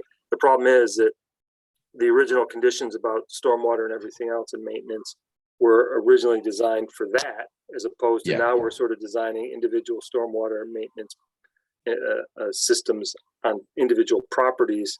We're trying to roll it into that overall stormwater maintenance plan, which you would need to rewrite that order of conditions now if this is approved. Yeah. I understand that. That's the problem. Yeah. Can I interject for a minute? Yeah, well, just a second, just before you do, Mike, any comments? No, you let him go for it, interject. Okay, go ahead, Scott. So, I hear what you're saying, and I'm not trying to be argumentative by any, but I'm not trying to be, but essentially, we were sort of forced to be put into this position by the Planning and Zoning Board. Our client, Ethan Ekstrom, had to go before them and get the architectural design of the houses straightened out. He lost time, he lost money. He had to rotate the house. He had to, do all these things based on what they told him to do. So now he's forced to come back to you guys. I would have loved to gone with the plan that we had in July and not had to deal with this, but we're being forced by other boards in town to be back before you. So I understand. I don't disagree with what you're saying. I kind of like the idea, but Ethan doesn't want me to say that because I'm probably wanting to get paid to do the more work that's going to be required to do what you guys are talking about. However, we're being forced to do this by other members or other boards within the town. So I kind of feel like Ethan's being treated unfairly, and I just want to say that on his behalf. It's not something that Conservation Commission's been doing, but these projects have been taking kind of a nasty turn for the worse in the fact that he's doing a lot of work and spending a lot of money, and hopefully he'll be able to sell these houses. He has potential buyers that want to buy these particular lot right here, and they're going to be continued, and he might lose that potential buyer. He'll be able to sell to somebody else, but he'd like to close a deal and maybe make $1 or $2 because that's where he's at. So sorry for Or like a design issue, no one from zoning board is telling you to make the houses bigger and to have more impervious surface. No, but they are telling us to rotate the house, which 6 degrees, okay, maybe it's a better design. That's always subjective. But by doing that, it's forcing us to redesign the roadway, the driveway, if you will. And with all that, now we've got to be doing more drainage. So yeah, they are kind of making us spending more money and delay projects. I'm frustrated, and I just want to say that on Ethan's behalf, and I'll be quiet. So I recall just a couple of years ago, the zoning board doing a final architectural review on this development.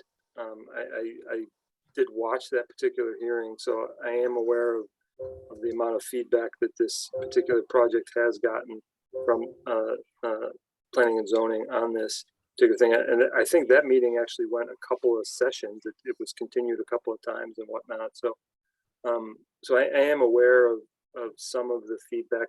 I did not watch this particular one. I am sensitive to this, and the chair of the planning and zoning board and I have had conversations over the past couple of years to sort of try and have these kind of conversations so that we're aware of each other's needs and issues that may come up, especially in small developments like this that may impact multiple lots at the same time. So I am sensitive to that. And I'm a little bit torn from this because, this is a project that, as I said, was approved in May of 2017 and been in a long time in development here. And as I said, I was very pleased to see some houses being built and people moving in, and that's what we want for a development like this. A positive outcome for everyone involved, including the developer. I'm just trying to get to the point of how do I avoid rewriting the conditions every single time, and who can I hold accountable for it? So do I hold the homeowners association accountable for maintaining the individual stormwater devices on these particular individual pieces of property? I think I'd probably find out. Maybe I could. They'd have to grant them permission to be able to do that. But It would be easements on all the lots. I know it's just thinking. So I don't know. Ben, thoughts? This is part of not knowing the ownership of the property, right? Like don't these lots have shared septics as well? Did I see that in the submissions? So is there a homeowners association that's responsible for maintaining those septics? Because if that's the case, then maybe it makes sense to put that burden on the HOA. Or are septic shared by, 2 houses to 1 septic. I'm going a little down the rabbit hole here, but I'm just trying to think this through. It looks like all of them might be on lot 3 and 4, maybe. Is that right, Scott? Yeah, I believe all the septic systems are on lot 3 and 4, and all the houses tie into those septic systems.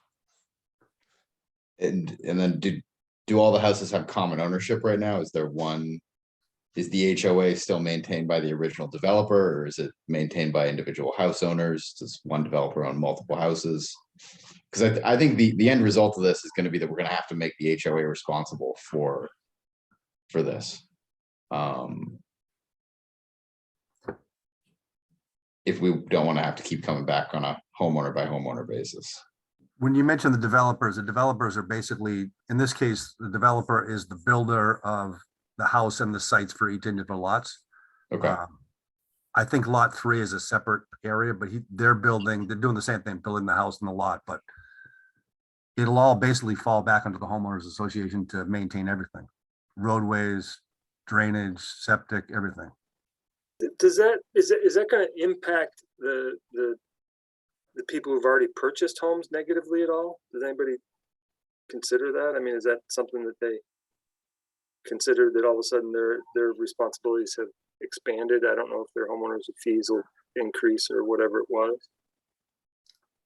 That sounds like an attorney question.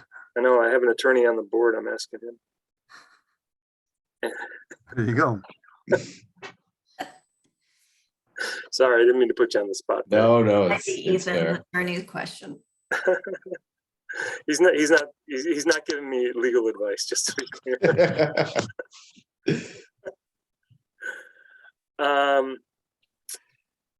Wow. Yeah. We've spent way too much time on this already. Could I ask for this consideration? If we can figure a way out to get lot 5 approved with an amended order, then maybe lot 4, we can start fresh and do a new order of conditions. At least we'll get this one approved, hopefully. And we can, let's draw a line in the sand and say, all right, lot 4 is going to be the next one coming up. And lot 6 is going to happen, I don't know, maybe in February, let's say, but go after this one, we're going to have a new strategy we need to do a new notice of intent for these lots because it's getting too complicated. But if there's a way to make lot 5 work, I'm sure Ethan would be super appreciative and we could just get it off the list. So there's an old adage that you know that a compromise might be work when none of the parties are happy. So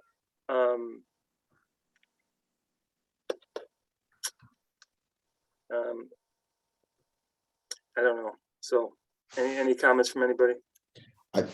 I mean, I hate to say this, but I think that we should run this by town council on just the ownership issue and responsibilities. So let's sort of play this out and literally let's just try and keep this conversation as brief as possible. So if town council comes back and says that we can hold the homeowners association accountable for maintenance of the stormwater systems on this particular piece of property, what do we do? Do we approve it and say that lots, any changes, modifications to future lots require an NOI filing? Require what? You've already said An NOI filing. What? You've already said a couple of times that you weren't looking for any changes on these lots. Yeah, no, I said that. I think the last time this lot was in front of us. Yeah. I mean, all of the issue though, easement all along the entire side of the house of that driveway, to include the swale and the bioretention area. You absolutely need to see easements on all of the individual lots for all of this new stormwater if the homeowners association is going to take care of that. And you definitely want to see that before you approve a plan. So my dilemma with, yeah. Go ahead, Ben. My dilemma with approving that for one and making a homeowner association responsible for, stormwater maintenance on a house lot is you're putting the burden on everyone in the subdivision without necessarily doing the same thing for all the other house lots in the subdivision.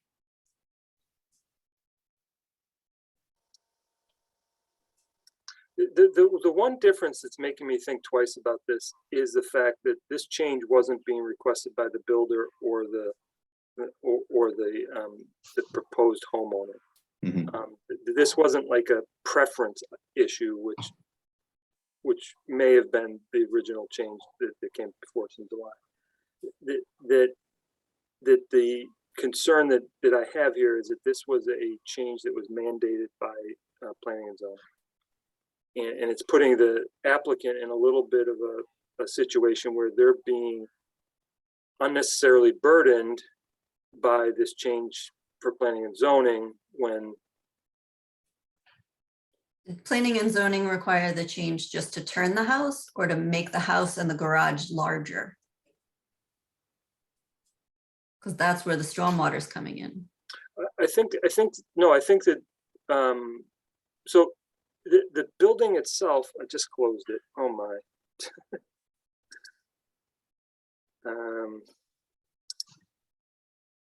So the approved footprint of the building is the same.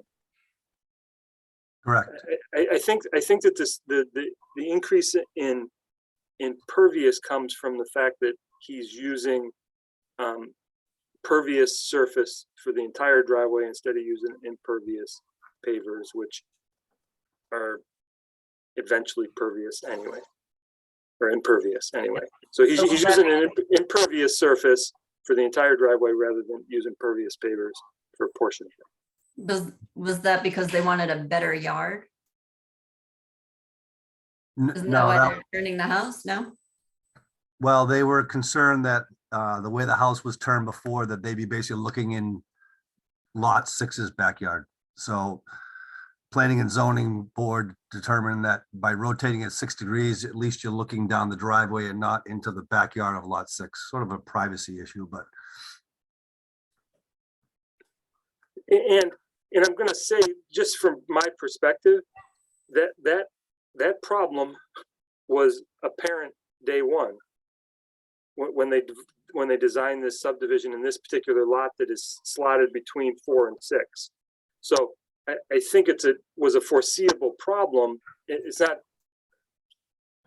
and so it's a concern, and I'm sympathetic to the fact that planning and zoning came in at the last moment here and asked for a change in the lot orientation, or the house orientation. I suspect that they're going to want to rotate the house on lot 6 as well, because they'll say allow them to have more privacy in their own backyard. So I think that those are things that are just, if those things could have all been done without increasing the pervious surface, or the impervious surface, then we wouldn't be here having this conversation. So,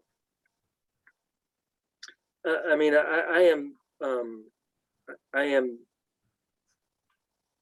split between I'm sympathetic to the fact that this wasn't a change that is being requested because the proposed developer or the homeowner thinks it's a more saleable lot because he rotates it and he has a bigger porch, or he makes a bigger garage, or whatever it is. I think that it's not that situation. It's literally because planning and zoning told him to rotate it 6 degrees and he's doing the best he can at it. That's my concern. And we're in some ways we're being left to sort of sort it out.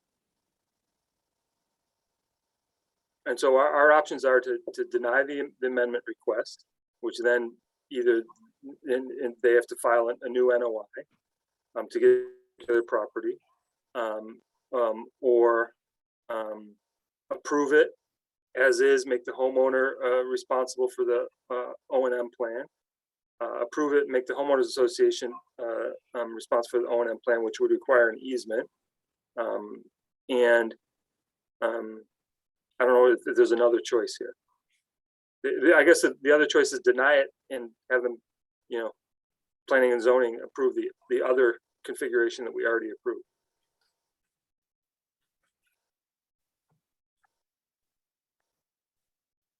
Which is unlikely.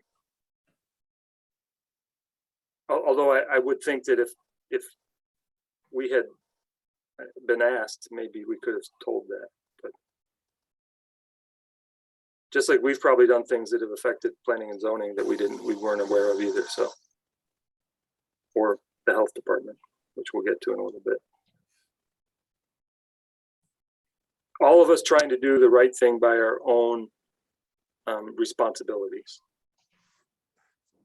So those are our four choices that I can see. Is there a different one? That's all I see. I think those are. Would you say, Ben? That's all I see. That's all. Those are our options.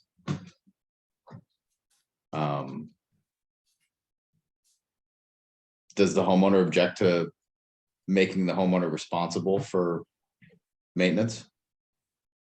The real question, I think, That's is the way it's proposed.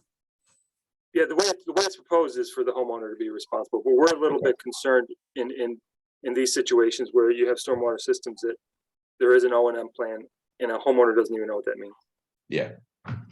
And so while the proposal is proper and makes sense, and the O&M plan's a good O&M plan, it's just 5 years from now, nobody knows anything about it, and it's not working as it was expected to work.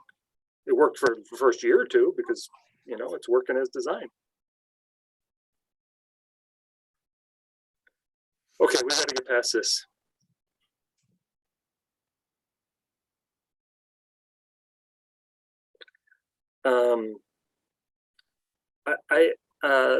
The part of me that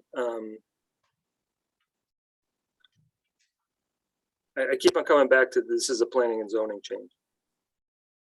And as much as it's less than ideal and absolutely, I am very having a hard time with it. I am struggling with this. So I've been talking about it for a half an hour. I'm really struggling with this. And I know you guys are too. And I know Jennifer is too. And it's just, there is no easy answer on this. I'm just concerned about the burden that this puts back onto the developer to rework this as an NOI and the delay that would happen. I'd hate to have him lose a buyer and have to wait another few months to get a buyer. I'm really, I don't know. I'm usually not this indecisive. So I'd like to make a recommendation. If I may. Okay, I'll hear some advice. Why don't we approve this one and set the mark in the sand and say, we gave you this one, but on the next one, we're doing a brand new notice of intent. I'm gonna have to continue that one for the next hearing, but So here's my only, there's an equity issue there, right? That's part of the issues, right? So lot 5 gets there as approved. The other ones have to file notice of intent. So I agree with you that maybe that's, a compromise, as I said earlier, that, that nobody's entirely happy. So I'm probably greater than 50% leaning that way personally. That if we approve this with the changes that were described here, do we need to get new plans and everything from them, or can we condition those, Jennifer? You do want to see the homeowner is responsible for it now, not the homeowners association. That's what I'm going with right now on the top of my head.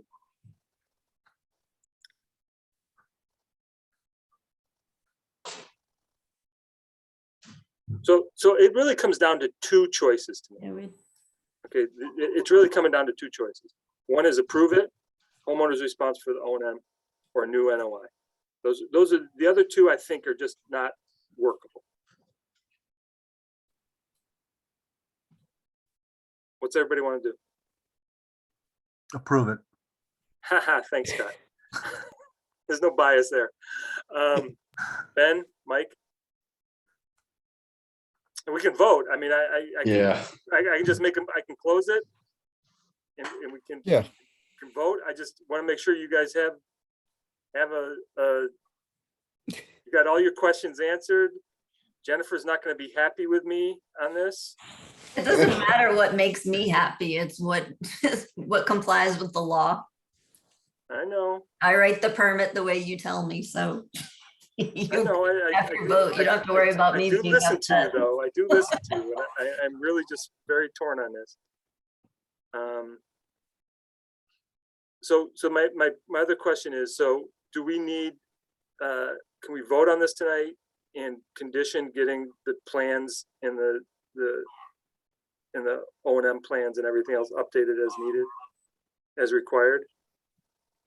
Or do you want me to? It's less clean. It's less clean, but yes, you can. Okay. I'm really I'm digging a hole for myself. I'm gonna have to not call her for a week. All good. Okay, so do we have anything else to discuss here? So hang on, any public comment on 20 Goodspeed Lot 5? Okay, so seeing none. Do we want to close this? You guys need anything else? I'm good. Motion to close 20 Goodspeed Lot 5. Carol, second. Roll call vote, Caulfield's aye. Carol, I. ADI. Okay, so we've deliberated this to death. Anybody besides me want to make a motion? Okay, so I make a motion to approve the request to amend the order of conditions permit for work for 345 Center Street, 20 Goodspeed Lot 5, noting that the applicant must provide amended plans as described. One quick question before you have a second there. Are you wanting to see the draft before you sign it? You don't have a draft amended order yet. Do I want to see it? Do all you want to see what you're going to sign? Yeah. Yes, I'd be happy to see it before we sign it. Okay. That's fine. Just making sure I know what you're doing. Okay, so you have a motion, Rory. Thank you. Spady, a second. Okay, so roll call vote, Caulfield's aye. Carol, I. Spady, aye. Okay, so that's Caulfield's Spady with the second, 3-0. Scott, just understand the next ones that come, I will not approve an amended order. Okay. Understood. So we have one before you for lot 4 for 2 weeks from today. I may need to request an extension to just make that new paperwork and do all that stuff all over again. So, but I appreciate your deliberations and your quandary tonight. I do appreciate that. You had asked to withdraw that and then file the new application. I will send you an email tomorrow if that's okay. Thank you. All righty. Thanks, Okay, everyone. thank you. I do apologize to all of us too for spending so much time on that, but I really was puzzled by that. So. Point of the meeting. You're doing what you're supposed to be doing. I know. I know it really was one of those where I really didn't feel comfortable with anything that we were doing. And it's very unusual for us to get into a position where whatever we did, I wasn't very happy about it. So, so the next up is a request for certificate of compliance for 9 Hermosa Drive. Now, the best I can tell, this is some very old permit. A very old permit for the addition to the garage. This is not for the recent septic system that was done, but there was a closing. So we're trying to close out the old one first. They have some money held back, I understand, for the septic system that'll come before us in the spring after it's stabilized. Right. So is there anything for us to be, I'm trying to remember 9 Hermosa Drive. I don't remember it. So you don't have to describe it for me. Just, okay, is there anything I have to be concerned about with the garage? Okay. Nope. Any questions from anybody? Any public comment, 9 Hermosa Drive? So I make a motion to issue a certificate of compliance for 9 Hermosa Drive, DEP 1520701, Easton number 465. Spade second. Carol second. Very light voice. Roll call vote, Caulfield's aye. Carol, I. Spade aye. Okay, so next up is minutes. December 6th. The time is wrong. The meeting time is wrong. And I would just like one change in the paragraph on 19 Emily Lane, where it states that I stated my opinion that the impact of the disturbance will not have any impact. I just want it to be any cumulative adverse impact, because I believe that's how I stated it, or somewhere in those words. It wasn't just any impact, it was any cumulative adverse impact. And there's a bunch of sort of housekeeping issues under 218 R Center Street, where the consultants' names are their first names and whatnot, and those need to get fixed. And I just want it noted under when we did the wetland regulation revision on page 3 that there was no public comment. So we asked for public comment and there wasn't any. So I did send all of these changes to Tish earlier. Hopefully that'll make it easier. Does anybody else have any other changes? I have no changes. So I make a motion to accept December 6th, 2020 with the changes as noted. Carol second. Roll call vote, Caulfield's aye. Carol, I. Spade aye. 3-0 on that.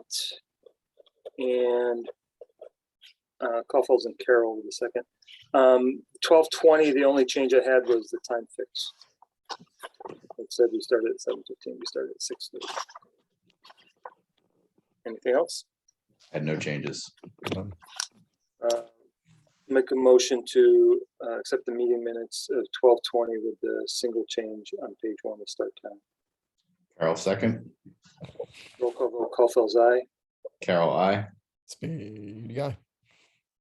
I don't know why I hesitated. I'm tired. Okay. So I sent those to you. Hopefully, Tish, if you have any questions, just let me know if I did make it clear in what I sent. So environmental planner updates. Said Sam Wright Field was re-bid. We posted that. All bids are due on the 24th, so we should have some information at the next meeting. The only update about Maplewood is that you received the invasive plant monitoring report. There has been some back and forth about requesting an extension under the executive order from COVID, and my reply was, you got an extension to 2023. You don't need another one right now. They're still kind of pushing on that, so I will remember to bring my section of the regs and tell them again, you don't need to have that. So was the monitoring report sufficient? Everything was going along as planned? I think so, yeah. Okay. I have to go through the whole file. Okay. We only have one other issue. So under pertinent items not reasonably within 24 hours for the open meeting law posting, we did get a request to amend the permit for 226 Massapog.